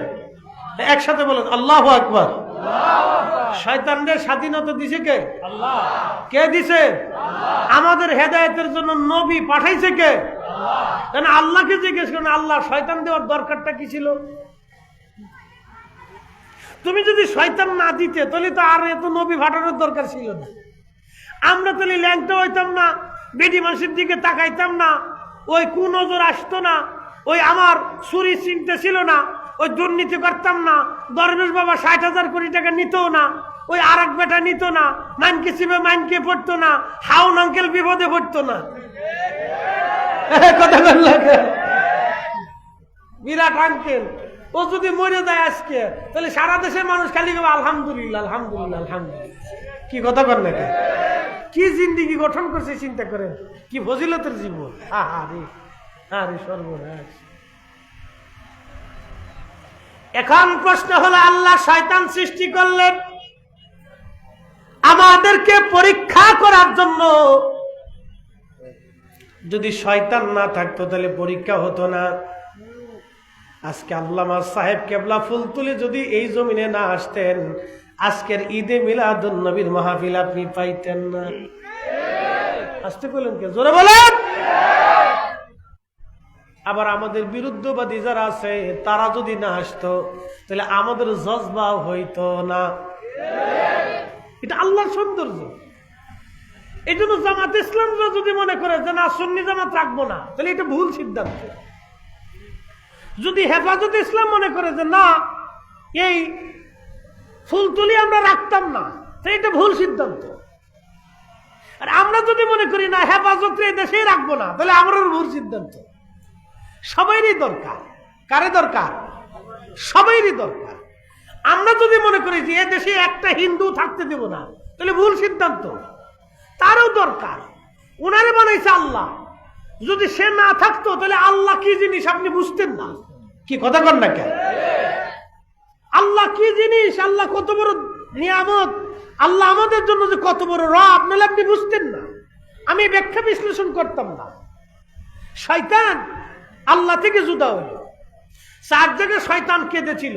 ইমাম সুহাইলি রাহিমাহুল্লাহ আল বাদার ভিতরে ইমাম ইবনে কাসির লিখছেন যে শয়তান 4 বার পৃথিবীতে কাঁদছিল, এছাড়া ও কান্দে না। শয়তান কিন্তু কান্দে না, ওর চোখে পানি নেই, ও 4 বার দুনিয়াতে কাঁদছে। একবার যখন আল্লাহ রাব্বুল আলামিন ওয়া কানা মিনাল কাফিরিন বলে শয়তানকে ঘোষণা দিলেন, তখন শয়তান কাঁদতে লাগলো। শয়তান তখন আর্তনাদ করতে লাগলো, হায় আমার হলো কি, কি সর্বনাশ হলো। আবার শয়তানকে যখন জান্নাত থেকে আমার আল্লাহ দুনিয়ার মধ্যে ফেলে দিলেন, তখন আল্লাহ রাব্বুল আলামিন শয়তান তখন কাঁদলো।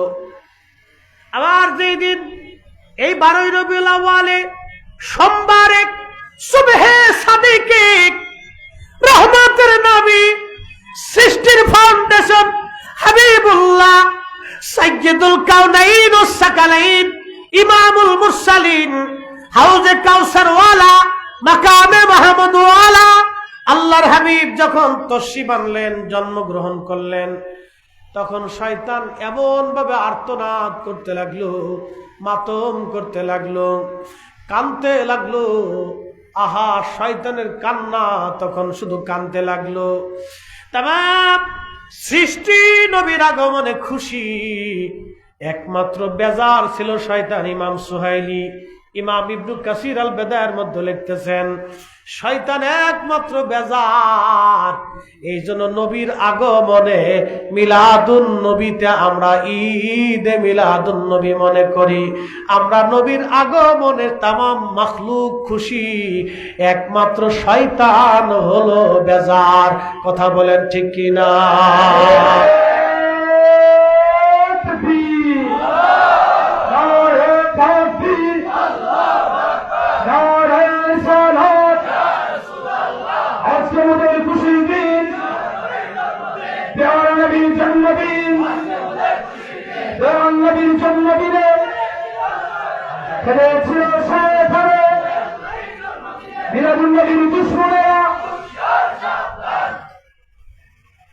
বুঝা গেছে? নবীর আগমনে খুশিকে তামাম, বেজারকে আজাজিল। তা আমরা তো আজাজিলের অনুসরণ করতে পারি না। কোরআন বলতেছে ওয়ালা তাত্তাবিউ খুতুওয়াতিশ শাইতান, তোমরা শয়তানের ইত্তেবা করিও না। শয়তান যেই দিনে কাঁদছে সেই দিনে আমরা খুশি আনন্দ উদযাপন করব, এটাই আমাদের ঈদে মিলাদুন নবী। কথা কোন ঠিক না বেটা? এত দলিল লাগে নাকি মিলাদুন নবী? ইমানদার একটুতেই দলিল চলে। শয়তান এই দিন বেজার কান্না করেছিল, সেই দিন আমরা খুশি হলাম, আনন্দ পাইলাম, আনন্দ করলাম, নবীর আগমনে আমরা খুশি। এই জন্য কাজী নজরুল কত চমৎকার লেখছেন, ত্রিভুবনের প্রিয় মুহাম্মদ, ত্রিভুবনের প্রিয় মুহাম্মদ এলো রে দুনিয়ায়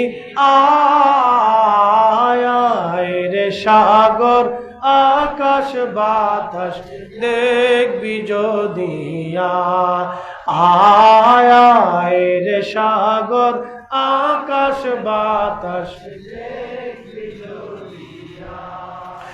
ধুলির ধারা বেহেশত আজ জয় করিল দিল রে লাজ, ধুলির ধারা বেহেশত আজ জয় করিল দিল রে লাজ। আজকে খুশির ঢল নেমেছে ধূসর সাহারায় রে, সাগর আকাশ বাতাস দেখবি যদি আয় রে, সাগর আকাশ বাতাস দেখবি যদি আয়। প্রিয় বন্ধুগণ, কুলাউড়াবাসী, শয়তান রব্বে কারীম থেকে যখন বিতাড়িত হয়ে গেল, আল্লাহকে ডাক দিয়ে বলল, রব তুমি তো তোমার দরজা থেকে আমাকে তাড়ায় দিচ্ছ, আমি 9 লক্ষ বছর ধরে তোমার সেজদা দিলাম, তোমার ইবাদত করলাম, এর বিনিময় কি আমি কিছুই পাই না গো আল্লাহ? আল্লাহ বললেন, শয়তান রে, কি চাস তুই? বলে, রব তখনও যদি সে মাফ চায় কিন্তু মাফ হয়ে যায়। তখনও বলতেছে, রব আমারে তুমি কিয়ামত 3টে জিনিস দিবা। আল্লাহ বলেন, কি চাও বলো? বলে, কিয়ামত পর্যন্ত আমার হায়াত দিবা, কিয়ামত অবধি মাহশরের দিন পর্যন্ত তুমি আমার হায়াত দিবা। আল্লাহ বলেন, তা দিলাম, তোকে কিয়ামত পর্যন্ত আমি আল্লাহ হায়াত বর্ধিত করে দিলাম। শয়তান বলে, রব তুমি আমাকে আর একটা জিনিস দিবা। বলে, কি চাস? আল্লাহ তো সবই জানে, কি চাস বল? আল্লাহ সবই জানে, কিন্তু আমার মালিক রব্বুল আলামিন একটা দিয়ে আর একটা লালন পালন করেন। এটা আল্লাহর একটা পরীক্ষা। এ আমার দিকে তাকান। আদম আলাইহিস সালাম, এই ঘটনাটা পরে বলতেছে, আদমের কথা বলে যায়। আদম আলাইহিস সালাম, ওনাকে আল্লাহ বানাইলেন মাটি দিয়ে, পানি দিয়ে, আগুন দিয়ে, বাতাস দিয়ে। আব, আতশ, খাক, বাদ, আগুন, পানি, মাটি, বাতাস, 4টা বস্তু দিয়ে আদমরে বানাইয়া আল্লাহ জান্নাতের মধ্যে রাখলেন। আদমের পৃষ্ঠদেশে আল্লাহর কুদরতে হাত দিলেন। হাত দেওয়ার পরে কোটি কোটি রুহু সেই দিন আমরা আল্লাহ আদম নবীর সামনে উপস্থিত হলাম। আদম আলাইহিস সালাম দেখলেন, ওই দিন কেউ কানা হবে, কেউ ল্যাংড়া হবে, কেউ বোবা হবে, কেউ পাগল হবে, কেউ ধনী হবে, কেউ চোর হবে, কেউ ডাকাত হবে, কেউ আলেম হবে, কেউ আবেদ হবে, কেউ জাহিদ হবে, কেউ নবী হবে, কেউ অলি হবে, কেউ বাচ্চা হবে, কেউ ভিখারি হবে, কেউ এরকম আল্লাহ হিন্দু হবে, কেউ মুসলমান হবে, কেউ বৌদ্ধ হবে, কেউ খ্রিস্টান হবে, কেউ ইহুদি হবে, কেউ শিখ হবে। এইরকম বিভিন্ন ধর্মে, বিভিন্ন মতে, বিভিন্ন দলে, বিভিন্ন কালারের, কালো হবে, দলা হবে, ভেঙ্গা হবে, ল্যাংড়া হবে, উঁচু হবে, নিচু হবে।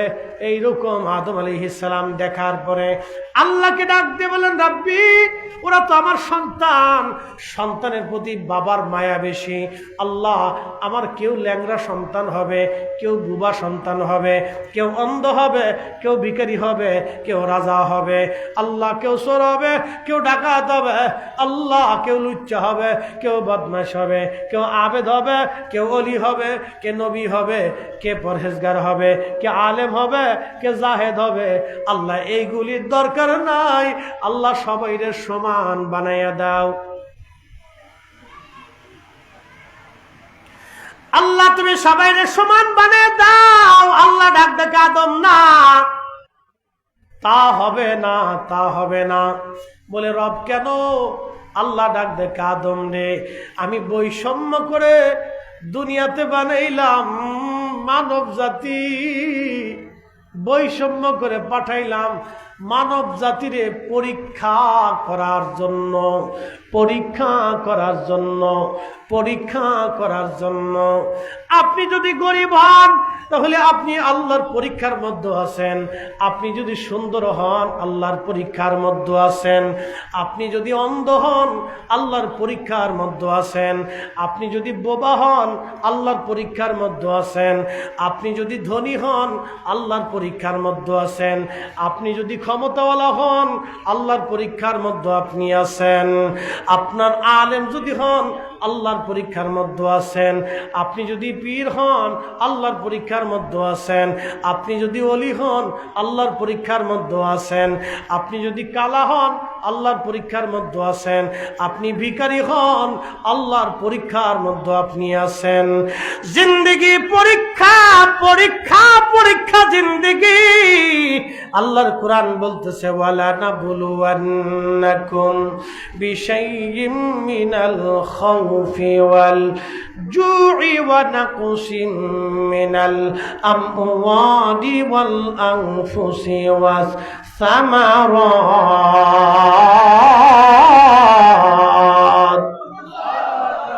আমাদের জীবনে পরীক্ষা, এই জন্য চিন্তা করা যাবে না আল্লাহ পরীক্ষার মধ্যে ফেলাইছে।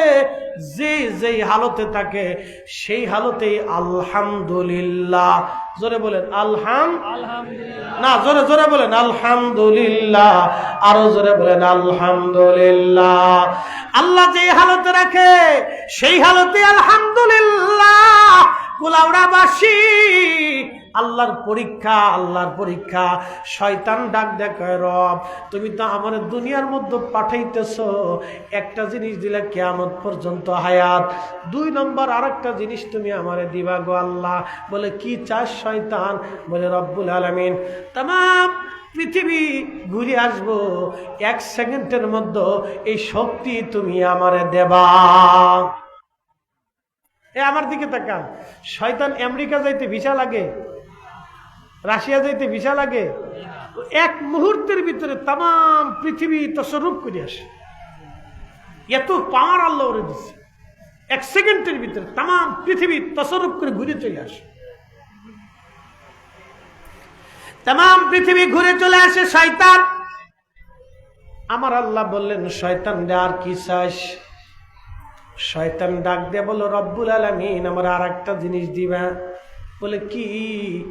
3 নাম্বার হলো আল্লাহ তোমার বান্দার শরীরে রক্তের শিরার ভিতর দিয়ে ঢুকে, মানবের শিরা রক্ত চিনেন আপনারা, রক্ত যে রগের ভিতর দিয়ে রক্ত পাঞ্চ হয়, রক্ত আসা যাওয়া করে, এই রগের ভিতর দিয়ে যে রক্ত পাঞ্চ হয় আল্লাহ ওই রগের ভিতর শিরার ভিতর দিয়ে ঢুকে প্রবেশ করে আমি বান্দার কালবের মধ্যে বসে ধোঁকা দিব, কালবের মধ্যে বসে ধোঁকা দিব আমি।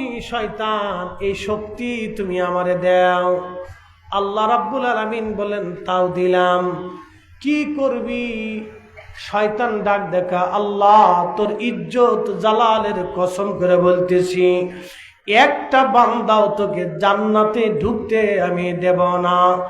সাপ কয়টারে ধোঁকা দিয়ে দিয়ে দিয়ে দিয়ে জাহান্নামী বানায় ফেলবো। আল্লাহ ধমক দিয়ে বলেন আজাজিল তুইও শুনে রাখ, তুই দুষ্টুমি করে ধোঁকা দিয়ে আমার বান্দারে ধোঁকা দিয়ে জাহান্নামী বানাবি। আজাজিল আমার বান্দারে গুনাহ করাবি।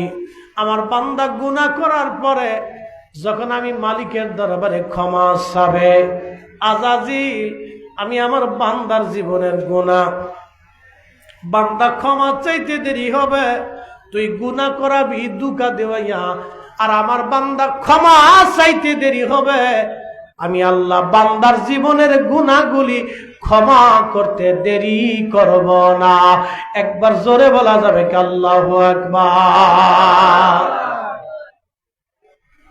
বলেন দোয়ার দরকার আছে না নাই? আস্তে বলেন, জোরে বলেন দোয়া লাগবে কি লাগবে না? বাড়িতে কোরআন খতম দিবেন, মিলাদ পড়াবেন, দোয়া করাবেন। কেউ যদি বেদাতের ফতোয়া দেয় ওর বেদাতের ফতোয়ার গোষ্ঠী কিলা। কথা বলেন ঠিক না ঠিক? শাহজালালের জমিনে দোয়া চলবে, মিলাদ চলবে, খতম চলবে, জিকির চলবে, মাহফিল চলবে, ঈদে মিলাদুন নবী চলবে। কথা বলেন ঠিক না বেঠে?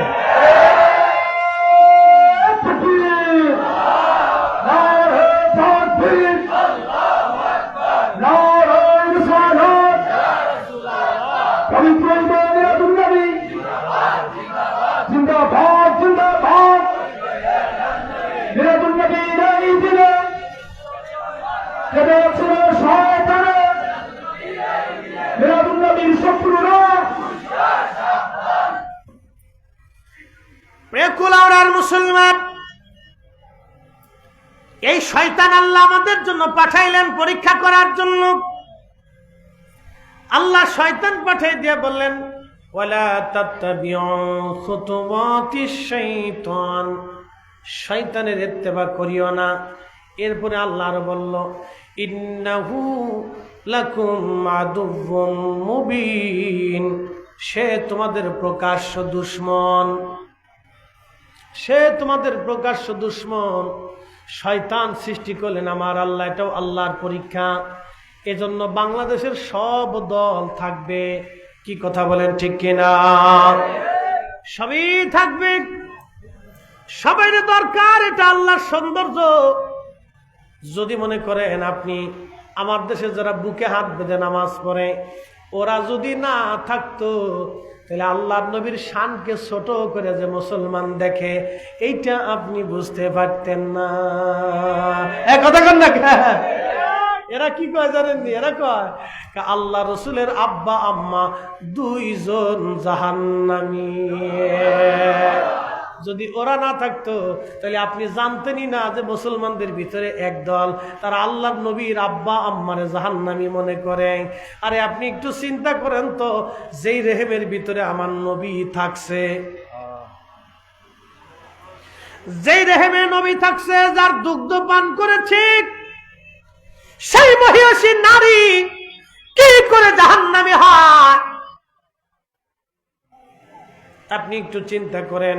আল্লাহর কোরআন বলল, তাকাল্লুবাকা ফিস সাজিদিন,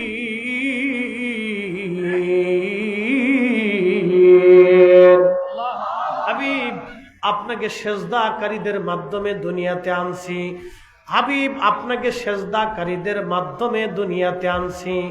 আল্লাহ নবীর আব্বা আম্মা দুইজন ছিলেন সেজদাকারী বান্দা।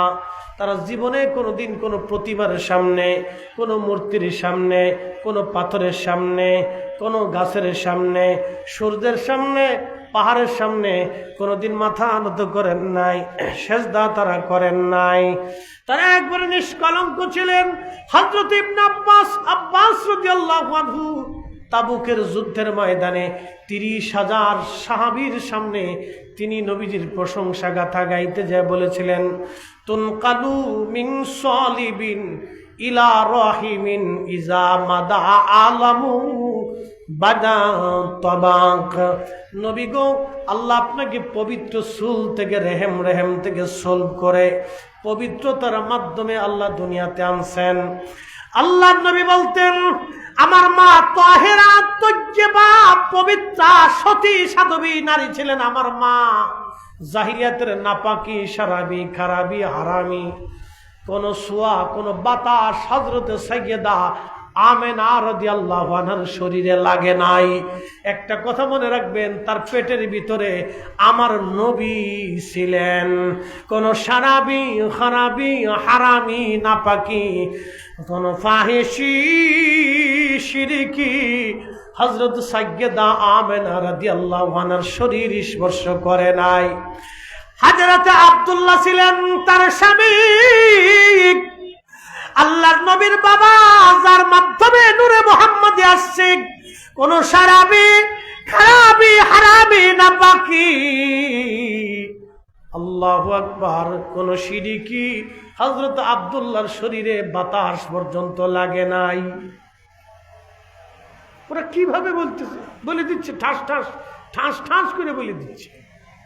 বলার সময় একটু শরীরও কাঁপে না, মুখও কাঁপে না। আবার তাদের কথাও কিন্তু অনেক মানুষ মেনেও নিচ্ছে। কি কথা কর না কেন? অনেক লোক কি করতেছে, মেনে নিচ্ছে। তার মানে বোঝা গেল ওরা যদি না থাকতো তাহলে আপনি বুঝতেনই না যে এইরকম আকীদা বিশ্বাসের মানুষ দুনিয়াতে আছে। তা আমাদের ভিতরে এগুলো আল্লাহর পরীক্ষা, এগুলো থাকবে। প্রিয় মুসলমান, খুব মনোযোগ দিয়ে এখন আমি আল্লাহর নবীর জীবনের ছোট্ট একটু পাঠ, জীবনের একটা অংশ আপনাদের সামনে উঠাইয়া বিদায়ের দিকে চলে যাব। না কষ্ট হচ্ছে আপনাদের? তাহলে একসাথে জোরে বলেন তো আল্লাহু আকবার। সমস্ত শক্তি দিয়ে বলেন আল্লাহু আকবার। সূর্য চলে কার আইনে? আসমান চলে কার আইনে? চাঁদ চলে কার আইনে? জমিন চলে কার আইনে? নদীর পানি চলে কার আইনে? সমুদ্রের জোয়ার ভাটা কার আইনে? আমরা চলবো কার আইনে? তাহলে ঈদে মিলাদুন নবীর মাহফিল কার আইনে? জোরে বলেন কার? না না, আরো জোরে বলেন কার? আল্লাহর আল্লাহর আল্লাহর আল্লাহর কে বেদাতি বেদাতি বললো ছাতা দেখার সময় আমাদের নাই। কথা কোন ঠিক কিনা? মনোযোগ দেন। আল্লাহর নবী দুনিয়াতে তাশরীফ আনলেন। সাইয়্যিদা আমেনা রাদিয়াল্লাহু আনহার বাড়ি হালিমা আসছে। উনি যখন ধাত্রীমা হয়ে মক্কায় আসলেন, সারা মানুষ মক্কা থেকে সন্তান নিয়ে তারা চলে গেল সুদূর তায়েফে। সবাই 3 দিন আগে চলে গেল, আর হালিমা 3 দিন পরে আসছে। উনার উট ছিল দুর্বল, উনার গাধা ছিল দুর্বল, উনি নিজেও ছিলেন দুর্বল। সাইয়্যিদা আমেনা তিনি বলতেছেন, হযরত সাইয়্যিদা হালিমাতুস সাদিয়া তিনি বলেন, আমি মক্কায় গেলাম। মক্কায় যাওয়ার পরে আমি মক্কাবাসীদের কাছে খোঁজ নিলাম মক্কায় কি কারো বাড়ি কোনো সন্তান আছে কিনা। সবাই বলল না, মক্কার ঘরে মক্কার বাড়ি কারো বাড়ি সন্তান নাই। সাইয়্যিদা আমেনা হালিমাতুস সাদিয়া তিনি তিনার স্বামীকে বললেন, স্বামী রে, মক্কায় কারো বাড়ি কোনো সন্তান নাই, চলো আমরা ফিরে চলে যাই। কিন্তু একজনের বাড়ি মাত্র একটা বাচ্চা আছে, তার নাম আমেনা, স্বামীর নাম আব্দুল্লাহ, মারা গেছে। হযরত আব্দুল্লাহ রাদিয়াল্লাহু আনহু তিনি ব্যবসা করার জন্য বর্তমান যেটা গাজা, বর্তমানে কি গাজা, এই গাজার আগে নাম ছিল আসকালান। বর্তমানে যে গাজা, এটার আগে নাম ছিল আসকালান। এখানে সমুদ্রের কিনারবর্তী এলাকা, এখানে বিরাট বড় পর্যটন কেন্দ্র এবং সামুদ্রিক এইখান ব্যবসায়িক কেন্দ্র ছিল। এটাকে তৎকালীন জমানায় শাম বলা হতো। সুদূর মদিনা হয়ে হযরত আব্দুল্লাহ তিনি ব্যবসা করার জন্য ওইখানে গিয়েছিলেন। ওখান থেকে মাল কিনে ব্যবসা করে উনি রওনা হয়ে ফিরে আসার সময় মদিনা আসার পরে তিনি অসুস্থ হয়ে পড়লেন। মদিনা আসার পরে তিনি অসুস্থ হয়ে গেলেন। অসুস্থ হয়ে যাওয়ার পরে হযরতে আব্দুল্লাহ তিনি ইন্তেকাল করলেন। তখন হযরতে আমেনা রাদিয়াল্লাহু আনহা, আমার নবীজির মা তখন অন্তঃসত্ত্বা, আমার রাসূল তার মায়ের রেহেমের ভিতরে তাশরীফ এনেছে। তখন আব্দুল্লাহ রাদিয়াল্লাহু আনহু ইন্তেকাল করলেন। মক্কায় খবর আসলো আব্দুল্লাহর দুনিয়াতে নাই, সে মারা গেছে। নবীজির দাদা হযরত আব্দুল মুত্তালিব তিনার সন্তান হারেসকে মদিনায় পাঠায় বললেন, বেটা দেখে আসো আমার আব্দুল্লাহ কি বেঁচে আছে না মরে গেছে। হারেস মক্কায় মদিনায় এসে দেখলেন না, আব্দুল্লাহ মারা গেছে, তাকে কবর দেওয়া হয়েছে। আমি যতটুকুন জানছি, আমার দিকে তাকান, আমি যতটুকুন জানলাম, মদিনায় যাওয়ার পরে মদিনাতে সংস্কার কাজ চলতেছিল। হযরতে আব্দুল্লাহর লাশ পাওয়া গিয়েছিল মদিনায়। একবার জোরে বলা যাবে আল্লাহু আকবার। হায় হায় হায়, সেই লাশ উঠাইয়া জান্নাতুল বাকিতে দাফন করা হয়েছে, কিন্তু কোন জায়গা করা হয়েছে কোনো চিহ্ন দেয় নাই। বর্তমান যে মসজিদে নববী, এই মসজিদে নববীর বিরাট বড় এরিয়ার ভিতরে লাশ পড়েছিল। ওই লাশ পাওয়ার পরে উঠাইয়া জান্নাতুল বাকিতে দাফন করা হয়েছে। সেটা আব্দুল্লাহ রাদিয়াল্লাহু আনহুর লাশ। 1000 বছর পরও তার লাশ অক্ষত নষ্ট হয় নাই, কারণ তারই মাধ্যমে রাহমাতুল লিল আলামিন দুনিয়াতে আসছে। এ লাশ পচতে পারে না, গলতে পারে না, নষ্ট হতে পারে না। কথা বলেন ঠিক কিনা?